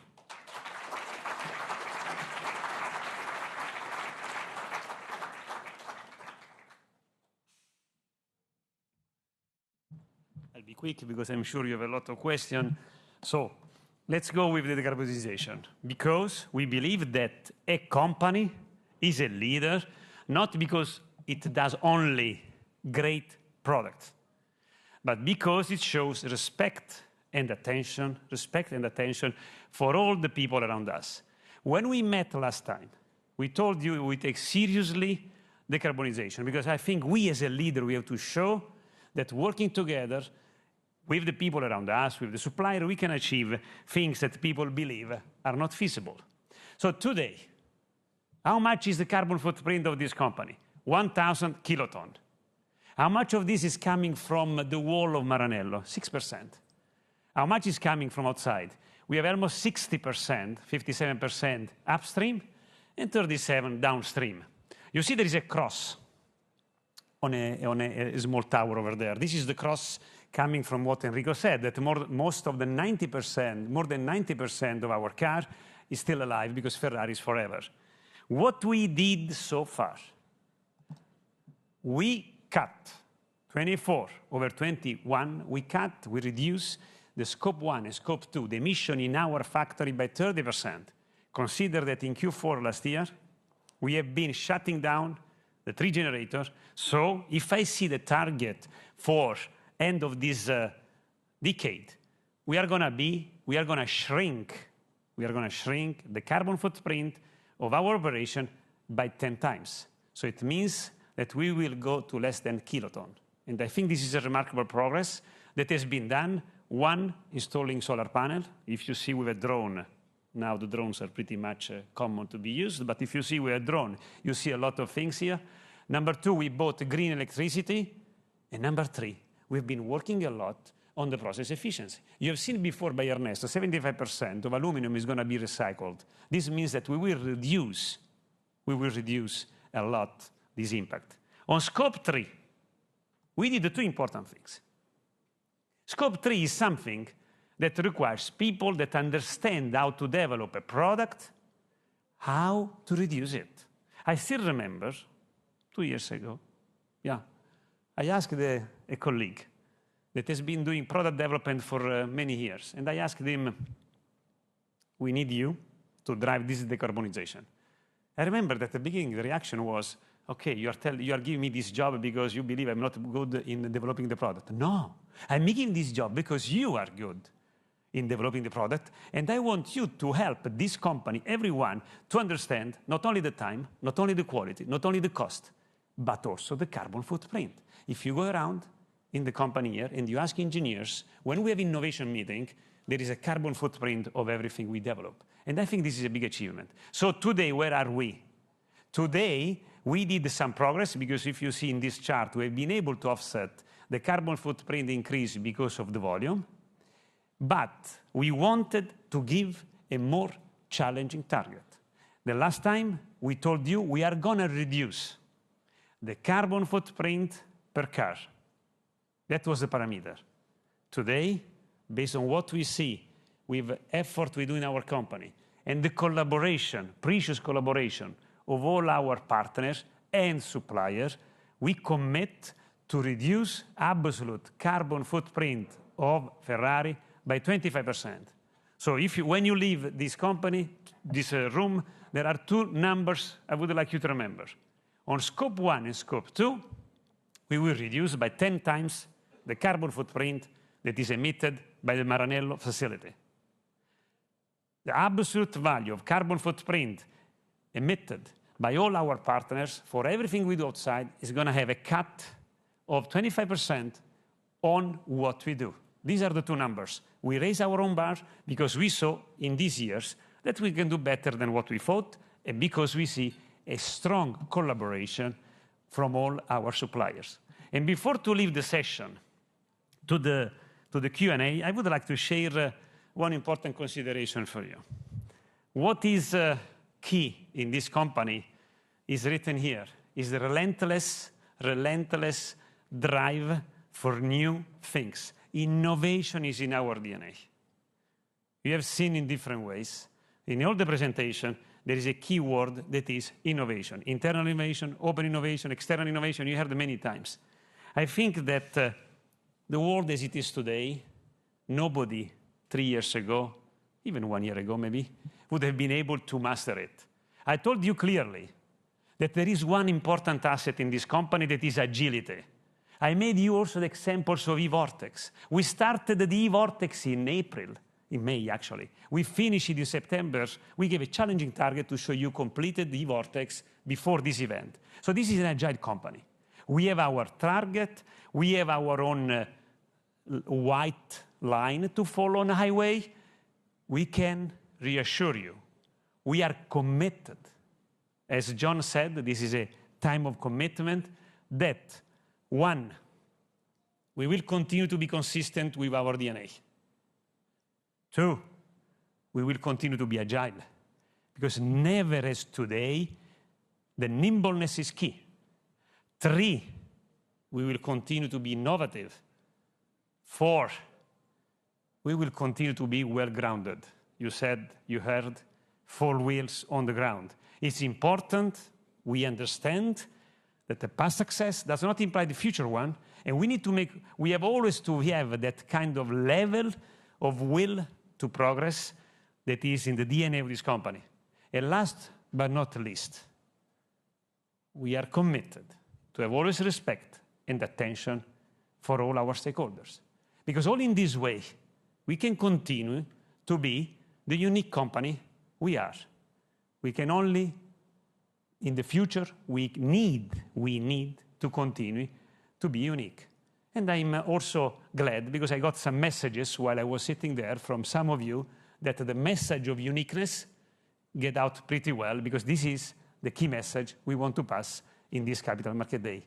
Thank you, and now the session is for Q&A. Grazie.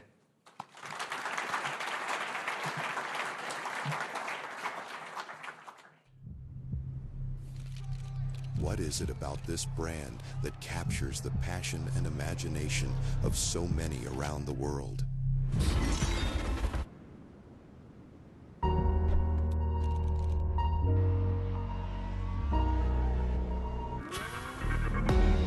It's groundbreaking innovation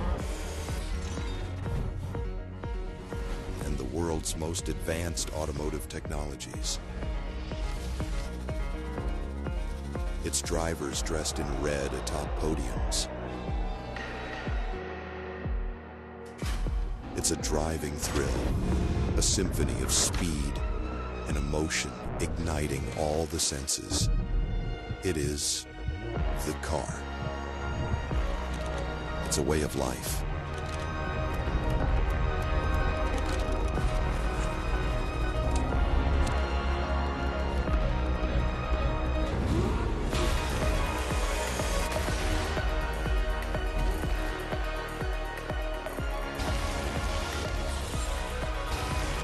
At Ferrari, we do what others only dare dream.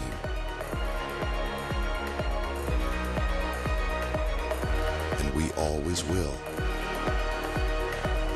Because no matter how many finish lines we cross, we are never finished. Together, we audaciously redefine the limits of possible.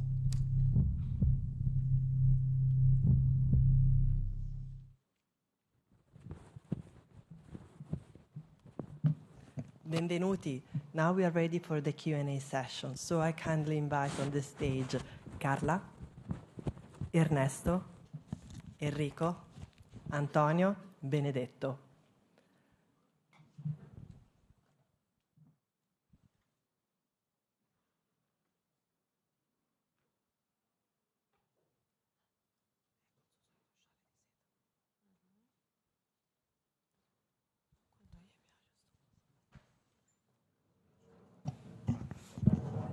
As customary, I would like for you to state your name and your firm name before we begin.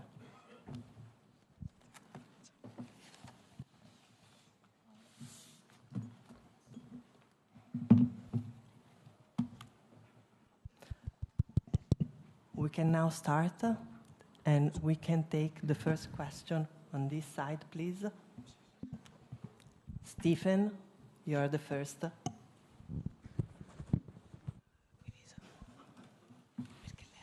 Thank you very much. Stephen Reitman from Bernstein in London. Regarding the targets, and particularly the landing date of 2030, you made it very clear that the growth is being driven primarily by price and by mix, and with volume having a very little part of that. When we look at the products that we know about that are coming out in 2026, 27, and we can speculate about beyond that, we know it is quite heavily influenced by the new F80, which has obviously set new record levels in terms of pricing for these supercars. Could you comment a bit more again about what are the factors really that are still keeping the margin at over 30% EBIT compared to maybe, because pretty similar to where the landing point was put for the current plan? Thank you. Thank you, Stephen, for the question. I think it's all about the evolution of the product mix and therefore its product positioning. I try and explain in my speech that when we think about the new product and we think about their positioning and the price it commands, and every single product is basically approved as an investment case whenever it commands a level of margin that is satisfactory to us in terms of comparison with the previous model. So the difficulty is really to look at what happens in 5-year times, and now the product lineup would evolve considering all the constraints that we have in terms of timing to develop new cars. The other constraint is to be able to offer our clients in each single moment in time the widest possible choice and basically build the economics on top of that. So when we look at a level of margins that are growing from now to then, from 2024 to 2030, it clearly assumes that we have a complete lineup with a similar level of strictly limited cars available in 2030, with a price that reflects the improvement that we are committed to bring to the market. And ultimately, of course, there is an idea about the cost of producing these cars. It's all depending on this product evolution. And in addition to that, there is also an element of assumption in respect of the level of product enrichment. I explicitly mentioned personalization because this has been one of the core elements that drove the development of our margins in the last few years even more and faster than we had expected. We've been very clear and public on that. And on that, we have taken an assumption that you could consider prudent, if you wish, not to maintain the same level of penetration of personalization, but to bring it back to a slightly lower element, which takes into account the fact that the product mix will be reached in 2030, and therefore it's inevitably dilutes the overall penetration of the revenues from personalization.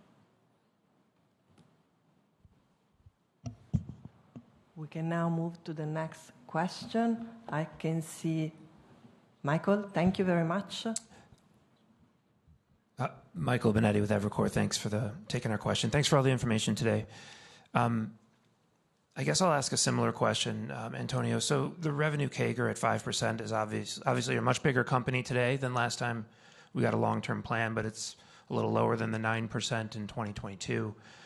The investors in this room have become accustomed to quickly starting to think about upside scenarios as we see your plans after you've beaten every single one since the IPO.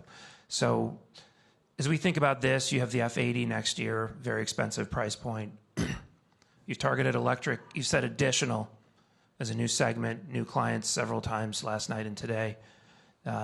You've targeted personalization lower at 19% than we've seen it in a few quarters.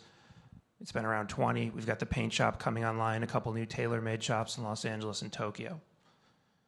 Can you help us understand some of the important takes or headwinds that this group should understand or think about a little bit more, and perhaps where you think there's opportunity to outperform the plan that you gave us today, like you have the other three plans since the IPO?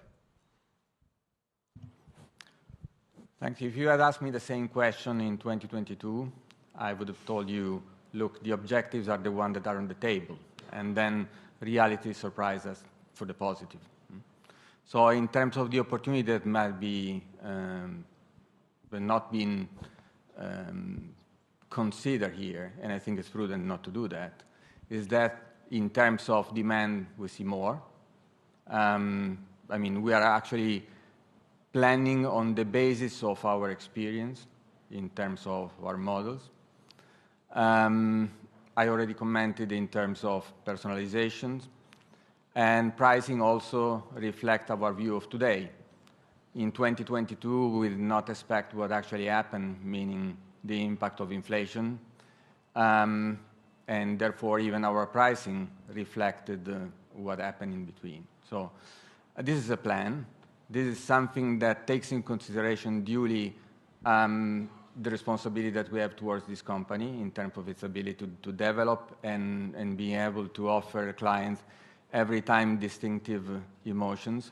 So there is a lot in terms of technology behind these products, and there is a lot of thought in terms of client experience that we want to satisfy.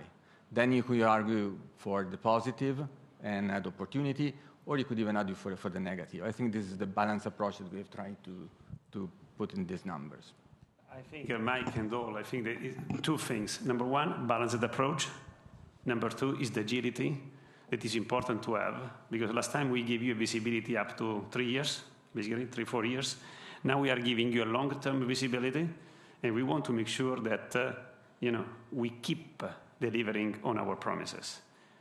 If you notice over there, you see two numbers with at least. There are two numbers in the guidance of Antonio shared with you that he was saying at least 30 and 40%. I think we need to be always transparent, clear with all our community, and we need also to factor in and that the agility is key in the navigation of the next years. I think there are opportunities on different fronts, but we need to make sure that we deliver on our promises always. Thank you. We can go on the next question to Henning over there, please. And then we'll go back to central stage to Martino. Hi, thank you very much, Henning from Barclays. Thanks so much for having us for the last 2 days. Perhaps I can ask about the sequence of the growth as you envisage it over the period, because another element that we've become accustomed to is like a smooth upward trajectory, margin expansion, mix accretion, a little bit of volume growth, perhaps less so. But I would have also believed that we're looking at a year of quite strong mix accretion from the F80 next year. And I would just like to understand how you think about potentially getting to a relatively high level as the F80 ramps up, and then perhaps not so much left for the years beyond the large step up after 26 itself, right? And how that fits with what we've become accustomed to in terms of the smooth upward trajectory. Thanks, Henning. I think it's important because, once again, when we look at these numbers compared to where we start from, it's clearly evident that we are moving from a very high mix standpoint in terms of product. And this is different compared to what we had back in 2022, where we were moving from a 2021 that was made mostly of range models. And therefore, I remember in the same occasion, 16th of June 2022, that the plan was more front-loaded because there was a lot to go now. Now we move high, and what you mentioned in terms of target, it was also our challenge on a daily basis, is to be able to provide a smooth development of our growth. And that is really something, and that I try and explain by saying we are targeting consistent growth year after year. Then we are not geometric in terms of what we are able to do, but clearly that's one of the elements. Providing consistent growth is clearly something which is at the core of our plan from a financial standpoint. Thank you, Henning. We can go back to central stage to Martino, and then we go to Thomas. Thank you. Martino De Ambroggi, Equita. On the Elettrica, always referring to the long-term guidance, should we assume, we don't know, we still don't know the price, it's not official, but should we assume is it detrimental or accretive on margin? And particularly because you are insourcing components, but you are also reducing the expected volumes. So this is a mix of two things that are probably one against the other. And just to summarize, Benedetto, you remembered us, you considered ambitious the previous plan. How do you define, compared to 22, today's plan? Because I consider there are conservative assumptions that you already explicit talk about it. Thank you. I'll take it. So I start from the second one. How do I consider it? Equally ambitious. How we are approaching it? With the same will to progress and a strong effort to make it happen. The first one, Elettrica. First of all, I want to clarify one thing. The price is not yet fixed. The price will be discussed with Antonio, with Enrico, before the final third phase. And also, we said something important. Last time as this time. We never share the split of sales by motorization, by traction. We can only control what is the offer, our offer. So no, we are not saying we are going to sell 20% or 40% of electric car. We're telling we are offering this kind of model, the number of model percentage-wise. I think that if you were asking us, when we discussed, we went to review the hypothesis on 25, of 25 when we did it in 22, well, we were not thinking that the differentiation strategy would have been needed. What I mean is that we have two options in general. Or we do more volumes, more models, lower volume, or alternatively, you can do lower volumes, lower models, higher volume. We are a believer of higher number of models with a lower volume, because this is what we understood in this year with the takeoff of personalization. So the plan is ambitious, like it was last time. As Mike said before, the starting point is different because the starting point at that time was 5 billion. Now the starting point is 7 billion. So this is if you want, the difference. And for the Elettrica, you have to wait still a few months when we disclose the full picture of where this car is aiming to. Thank you. We can move to the question of Thomas. Thank you very much. Two questions, please, for me. Thomas Besson, Kepler Cheuvreux. The first one, number of potential customers for Ferrari is growing a lot faster than the volumes you're offering them. Could you talk about potential for mid-term volumes eventually being higher, or do you stick with that view effectively of having a larger number of horizontal products only sold at small numbers? I think there's some frustration among some people who would like to become customers and who have to wait a very long period of time to be able to do so. And the second, I'm going to try again on questions that have been asked before. Could you be a bit more explicit on the number of quarters that you're going to use to deliver the FAT and the plan to effectively, after that bump, address the consequence of the end of that product? Thank you very much. So the first one I take, the second one, the number of quarters you manage, Antonio. I think that it's key for our business model, the scarcity. I mean, there are clients, there are Ferrarists in this room, okay? So I think that it's important that we manage properly the scarcity of what we do. This is not... There was one chart of Antonio, it's very nice. I mean, story of mix. We need to make sure that there are not too many cars of the same type on the road. This is what we said that 3 years ago. This is what we are saying today. We want to be unique. If we do too many cars, we will not be unique.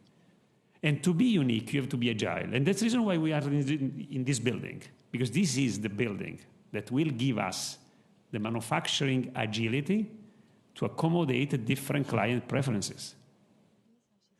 For the first one. Yeah, we are not that specific. We cannot be that specific to mine in terms of numbers of quarters. I mean, we just said publicly we'll start selling the F80, delivering the F80 to our clients in the last quarter of this year in few units. And then you have the benchmark of what we've been doing in the past with strictly limited products, so that could be a reference if you wish. But don't be so much, strict to the flexibility that Benedetto is mentioning, but even the complexity of the car is actually commanding the times of introduction and the speed of deliveries of the car. We can now move to Anthony over there and then go back to Tom. Yes, thank you. Anthony Dick from Auto BHF. I had a first question around flexibility.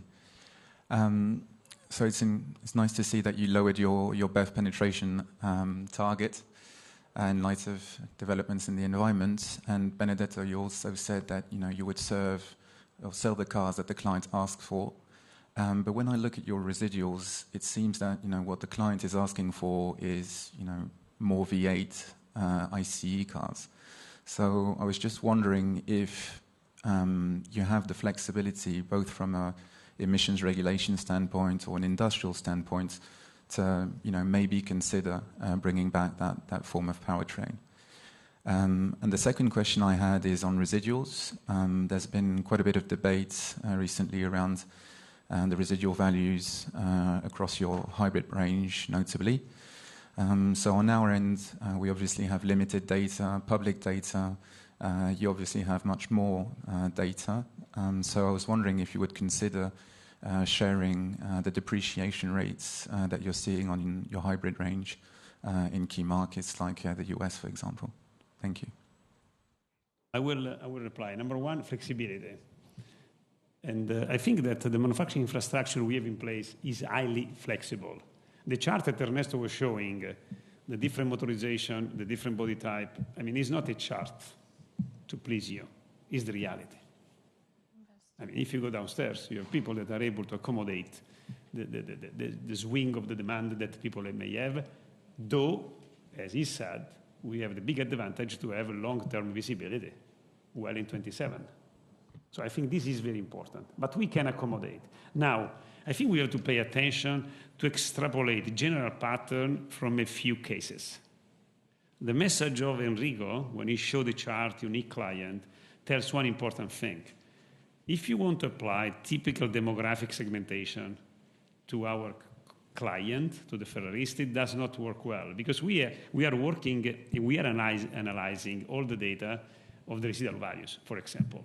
And we see some pattern, but they are very specific on, let me say, they are not so specific on a model, but depends on the kind of personalization or the kind of feature the car has. There are functional, for example, functional personalization, like titanium screw fastener, that are appreciated in some part of the world, while in other parts are not appreciated. As well as the residual for some model, the residual value, get confounded also with the real understanding of that technology by the people. Sometimes we associate this with the hybrid. Maybe the hybrid has been associated also with some other things, like the touch, the use of the touch. And this is why, as Ernesto was saying, on the touch side, we are modifying it.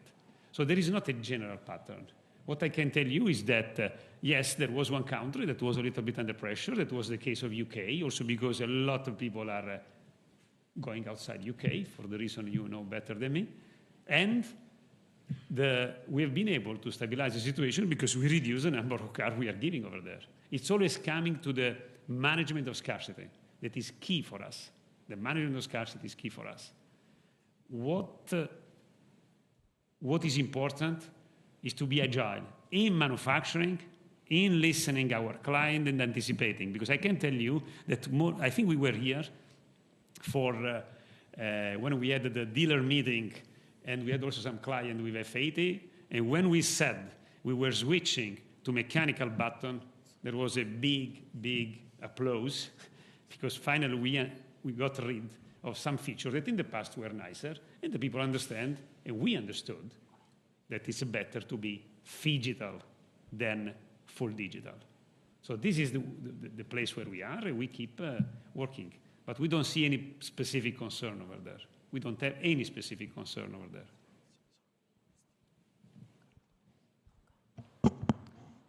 We can now move to the next question to Tom, and after to Monica. Thank you, on the central stage.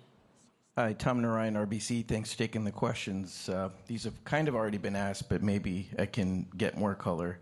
On the volume point, that bridge from 2024 to 2030, you have this e-building, which can produce probably a lot of volume. Totally appreciate what you're saying about scarcity, more models rather than more volume, but you also have to manage the wait list. Just curious as to how fixed you are. Should the wait list get much longer, would you decide to change that strategy? How flexible are you? And then on residual values on the Electrica, we've seen, questions about the Purosangue residual values and how you can control it perhaps with volume. As it relates to the Electrica, we know it's a range model, but we don't know what it is exactly. To what extent can you control the residual value with volumes? Thanks.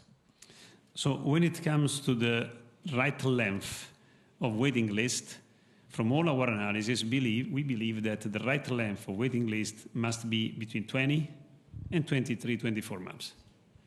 Because if it is too long, especially the new client can get a little bit annoyed.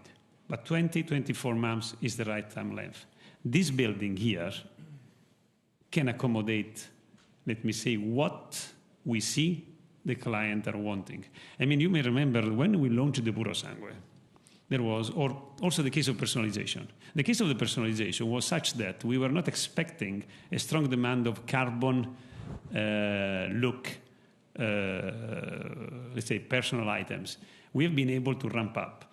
I think that the way this building is structured, maybe you have also entered other similar factories, but I don't think you have seen such kind of flexibility and agility, allows us that if something happens on electric cars, more than maybe we will foresee, we will have the agility. But we have always to keep in mind the scarcity. I think scarcity is important. This is, I was discussing before with John when there was the number of 330,000 cars produced since the beginning of the history. There are some guys that are making those cars in 1 year. or were making those number of cars in 1 year. So I think scarcity is important. The second, so one was the flexibility, one the right wait time. I think I replied is between 20 and 24 months.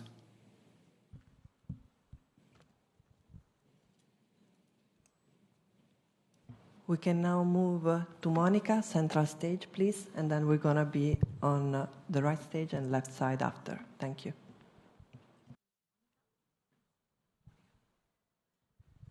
Yes, thank you for taking my questions. I have two, let's say. One is on the shorter term. I remind that during the last call, Benedetto, you said that some US clients, but overall, there was a wait-and-see mood approach. Is it something changed since our last call on this wait-and-see mood approach? And the second question is more on the strategic side. Across the plan and within this strategy of, let's say, higher number of models and lower volumes, are you seeing some white spaces across the plan that Ferrari can occupy, as Ferrari did with the Puro Sangue? So if we can expect something in the middle of the plan that can change a bit the family. And last, I know that the geographical location will not change, you said, Antonio, but within the model launches, and there will be a lot, can we see something that can change the perception of the Chinese customers toward Ferrari? Thank you. So I take the one in US. We don't see any difference. The only thing that changed is that finally we understand what is the tariff level. That's it. Because last time we had a conference call, I remember you were pushing us for this famous 15%, and Antonio rightly said, we don't see yet. We saw it, when, 2 weeks ago? Yeah. When it was officialization. So this is the story of US. We don't see, I mean, actually there are some people in this room that yesterday were rightly pushing me to get the car they're waiting for since in US, since several years. So I think there is a strong, the demand is there. We don't see any particular weakening signal over there. The second one is the strategy. I think, yes, last time we added the Puro Sangue. This time, allow me to say that we are talking about Elettrica. We said, you said, well, Mike, no, we may have a client that are not yet in the family. They can be part of our family because of electric.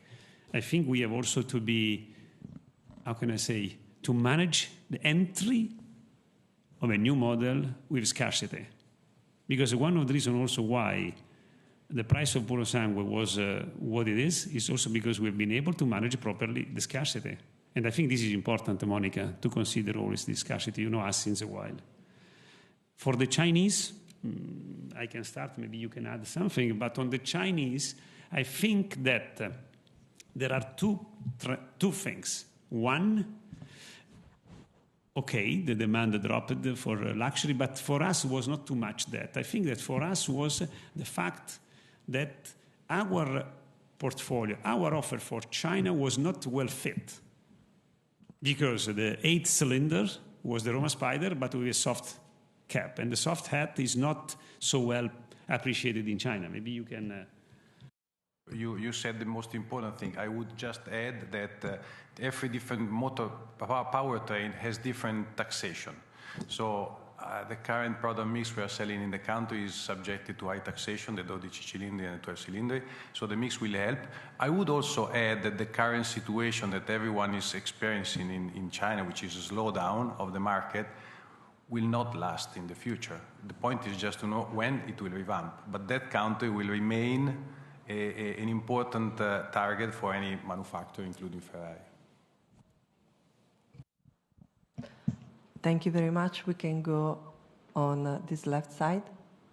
Yeah, thank you, Nicoletta. Sorry, just 1 second, please. He said already, But the target we have for China, Greater China, is less than 10%. Okay, what he said, just... Okay, I can go ahead. It's Horst Schneider from Bank of America. It's the first time I'm attending a Ferrari CMD. I've taken over coverage just this summer. So enjoyed every moment since then. And I was thinking when I was looking at the consensus, and I think we see that also today, stock is down a lot, market expected more. I've got to say I'm glad that you don't align your targets according to the consensus expectation, but more that what you think can be achieved. But that's more mission statement. My question is, when you look at the targets now, or I look at the targets, and I see you target 10% special share. I think at the moment the special share is kind of 5%. So I assume on the back of that the number of specials or the volumes of the specials should increase. When I look then in that context to your EV targets and your volume targets, is that telling me that you basically try to approach the EVs more from the perspective that you launch EV specials? I have not yet fully understood if the electric cars now, it seems to me like a small range model. How should we think about the volume evolution of the EVs? And in that context, maybe also you can shed some philosophy on the specials on the EVs, for example. Thank you. Thank you very much for the question. I hope I can try and be more specific. What I show here is the average percentage of each single group of models, Icona, supercar, special versions, and range models. Then this does not mean that this is the level point in time 2030. Okay?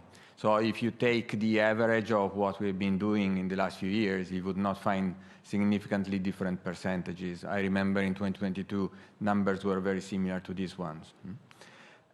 So we are not thinking of adding too much volumes on the special series. We are very much in line with what been used to till now, because special series are either strictly limited in volume or strictly limited in time, but anyway goes to our collectors. So no intention to inflate that, to be clear. There is also another consideration. I think we can add that 5% a few years ago was lower than 5% in the year to come. So there is also an expansion of that without exaggerating.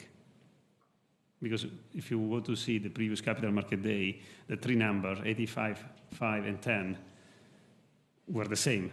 We are starting from a higher level, and we want always to preserve exclusivity. Because we need, it's absolutely important that when you talk about special series, then you have to consider even more the scarcity. Otherwise, they are not special. Thank you. We can now move to Sam over there, and then we go to Mike, back central. Hi there, Sam from Exam BNP. First question on the dividend and buyback. I think you're moving to 85% of free cash flow distributed to shareholders, but you still said you expect to move to net cash relatively soon. So what prevented you from having that distribution higher? And then on the sponsorship, commercial and brand business, you talk about moving up the price and luxury spectrum. How do we think about margin progression within that business? Thanks. Thank you. In terms of, the 85% distribution is an assumption, which takes into account the fact that we have a balance sheet with a certain level of investments. And once we reach a net cash position, obviously we will be in better position to take a view on a different stance in terms of either the speed of share buyback or any additional remuneration to shareholders. So let me say it could be considered as a prudent assumption considering our business. And the second one, I think Carla has been clear in terms of where we want to be consistently for the future, meaning a business that with all of its areas of activity within is basically aligned with the rest of the group. Thank you. We can now move to Mike Tyndall over there, and then go back to Central. Thanks very much. Mike Tyndall from HSBC. A couple of questions, if I can. Sorry, Antonio, the first one's to you, but I'm trying to work my head around the fact that margin looks to be largely flat. So revenue progression, 5% CAGR, volume very small in that, so predominantly price and mix, which I assume is good for margin. We've heard a lot about digitalization over the last few years, changing the ERP system. So presumably the business is getting more efficient. So I'm trying to understand why margin is essentially flat against that backdrop. And then the second question is just around pricing and the headroom on pricing. It's interesting that you raised prices in the US and seen no change in customer behavior. It's interesting that the number of customers is growing faster than the number of vehicles you're producing. So how much headroom is there on pricing, and how much of that is baked into your assumptions for 2030? Thanks. I take the second one, and then Antonio manages the first one. I think that what we have been doing pricing-wise, I mean, we have been for sure having some model that increased a lot if you take the logic cylinder versus the previous one. I think if you have to model in the future, you can model it this way, not as a drift overall, but as a band of prices that are associated to car with different driving emotion. I think that I want to say that we need to give the opportunity to the new client to get in our family, or through the pre-owned, like it is today, or through the new model. Today, the people are entering in our family, if I go to see the numbers, through models that are around 300, 350, like the Roma, if you consider everything. And 1/2 client is becoming a Ferrarista because of the pre-owned. So if you want to model in the future, think about something that is, let's say, changing, but we have a different model that are changing in perspective with a different percentage. That's the way to have to think. Also because the pricing of what we sell depends on the driving emotion that we are able to deliver to our client. And then the first one. On margins, Mike, I would not agree to the fact that the margins remain flat. We are not at 40% right now. We had an ambition to be between 38 and 40% by 2026. And actually the guidance for this year is to be above 38.3%. So there is a way to go. And we said our target is to be above 40% if I look at the EBITDA margin. And similarly on EBIT, we said greater or equal than 30%. So there is improvement in that respect. And as I try and explain, this improvement is coming based on the present assumption in terms of gross margin, how this develops because of product mix and the enrichment of the product that we envisage as of now. But then we need to take into account also what's below the line of gross margin, meaning there are other costs in this company. And there are also costs not necessarily associated with sports car. So obviously we have an anticipation. I try and explain, for example, in terms of us being Formula One, there is a Formula One financial regulation that we need to cope with. And obviously we are taking assumptions in this respect. So what we are delivering you today is a target which is larger or equal to a certain threshold, 40 or 30%, that takes into account all of these ambitions. Obviously, our day-by-day action is to try and reduce cost as much as possible, considering, however, what we want to achieve in terms of product and the target in terms of effectiveness of each single activity that we run here. Thank you. We are now moving to Nikolai over there. Susanna will follow, and then Andrea. Thank you. It's Nikolai from Deutsche Bank. 2 questions, all from my side. The first one would be, again, on the Chinese market, and you've mentioned that it's challenging for luxury automakers, but overall for the luxury sector. Do you think that the electric car can change this? Or what do you think is the dedicated model for the Chinese customer? My second one would be on a lifestyle. We had a full presentation, lots of opportunities, but I'm not sure if we've seen that in the financial presentation and that the earnings growth is also reflected there from the lifestyle. Thank you. So Electrica, let me give you, yes, China could be a good opportunity for us. We need to test. for sure, the Electrica offer client in China to pay less money. Because today, the 12 cilindri, because of pollution tax, is very expensive. And as I told you, we were able to offer Roma Spider, that is 8-cylinder with soft hat, that is not so much welcome for the Chinese. So I think that in China, there are two new cars on top of two recently new cars, or close to be announced. One is the Amalfi, that is new, apart from the Speciale, and then there is the Electrica.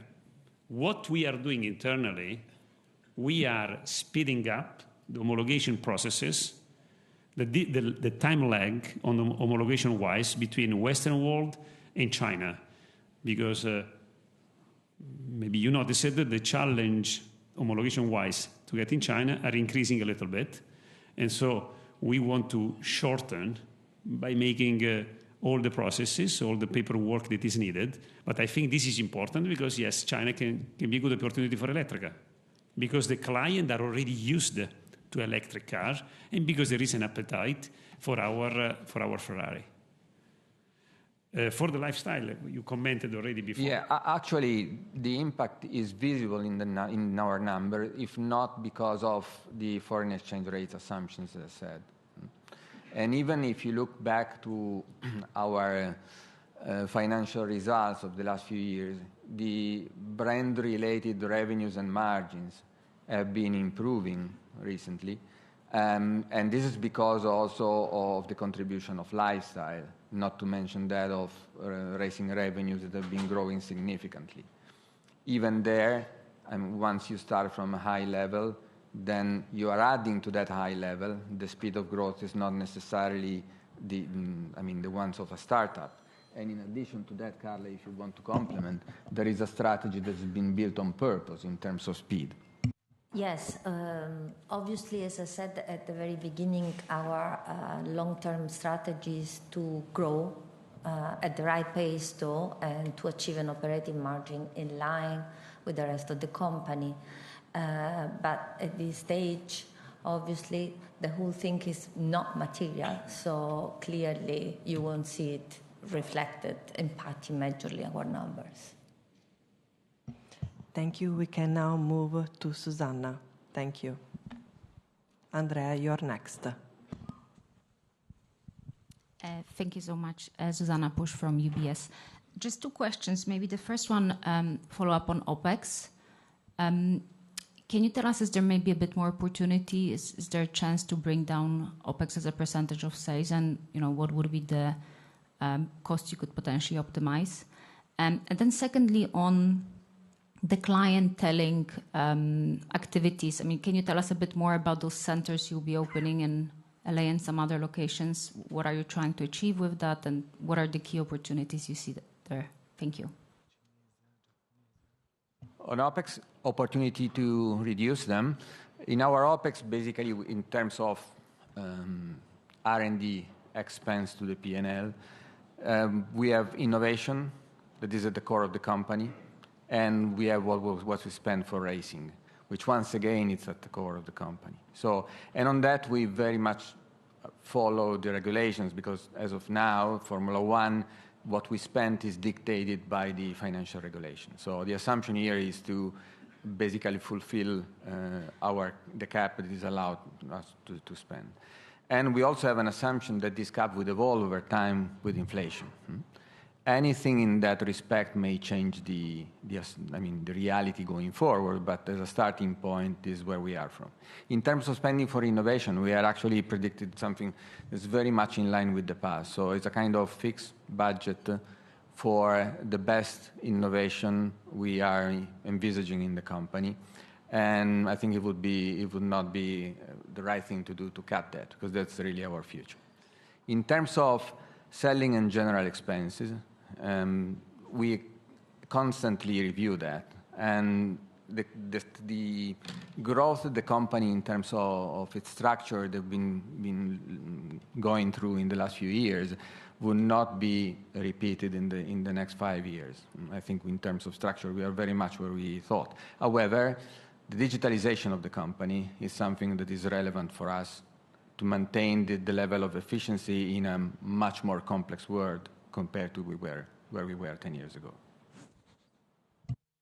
Before to pass to have Enrico replying your second question, I think it's important to underline also a couple of things that is difficult for us to factor in, but that are important. We are a strong believer that, and there are some cases already verified, some other can happen in the next 5 years, but we have to follow, we have to verify first. We have what we call technology epiphany. Technology epiphany is something where, with small delta OPEX, you can have a bigger increase. Because it's like you see everywhere, no? It's not only a matter a lot of money in the OPEX for a lot of money in revenues. I think this is something, we have something in the pipe, but we have to follow the right approach because we have to verify how this can deliver the expected result. Because it is like personalization.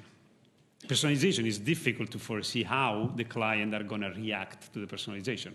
If you were asking us in 22, what is the personalization take rate? And then you see now, a posteriori, well, there is a gap. And also one reason why we have been able to deliver 1 year ahead of time. What we have in the pocket, talking also about your question, we may have some technology epiphany that can make a change. But we need to make sure that we verify. I mean, we cannot foresee too much things that are a disruption. This could be some innovative features that we call technology epiphany. And then... See, very simply, I think the key point is that our clients love to come to Maranello. And I guess in this today, I hope you get the reason of this love. But not all of them are so close. If we talk about Asia, if you talk about United States, especially a coast of United States, for them it's not so convenient. So the idea that we took since a while is to bring Maranello closer to our client. So we did some activities, you may remember the Universo Ferrari, where basically we brought all the experience of Ferrari abroad in some locations, where clients that cannot fly to Italy can experience exactly what is a 360-degree the experience with Ferrari. And we are now also opening 2 other tailor-made after New York and Shanghai, which is again are designed to be closer to our clients. So one is going to be in Los Angeles and one is going to be in Tokyo, exactly for this reason. Last but not least, which is another step of the journey, is we want to have a coordinated brand perception and experience. That's why we work a lot with our partner to make sure that every single showroom is representing the Ferrari brand in a proper way and giving the experience that is coordinated all over the world. I hope I answered to the question. Thank you. We are now taking Andrea's question, which will be the last for today's presentation. Yes, hi, good morning, Andrea Balloni, Mediobanca.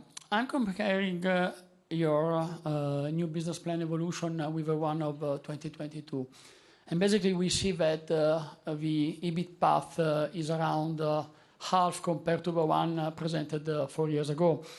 While basically your value over volume strategy is unchanged, ASP evolution should offer a great visibility thanks to F80 and also thanks to all the new model we have just launched.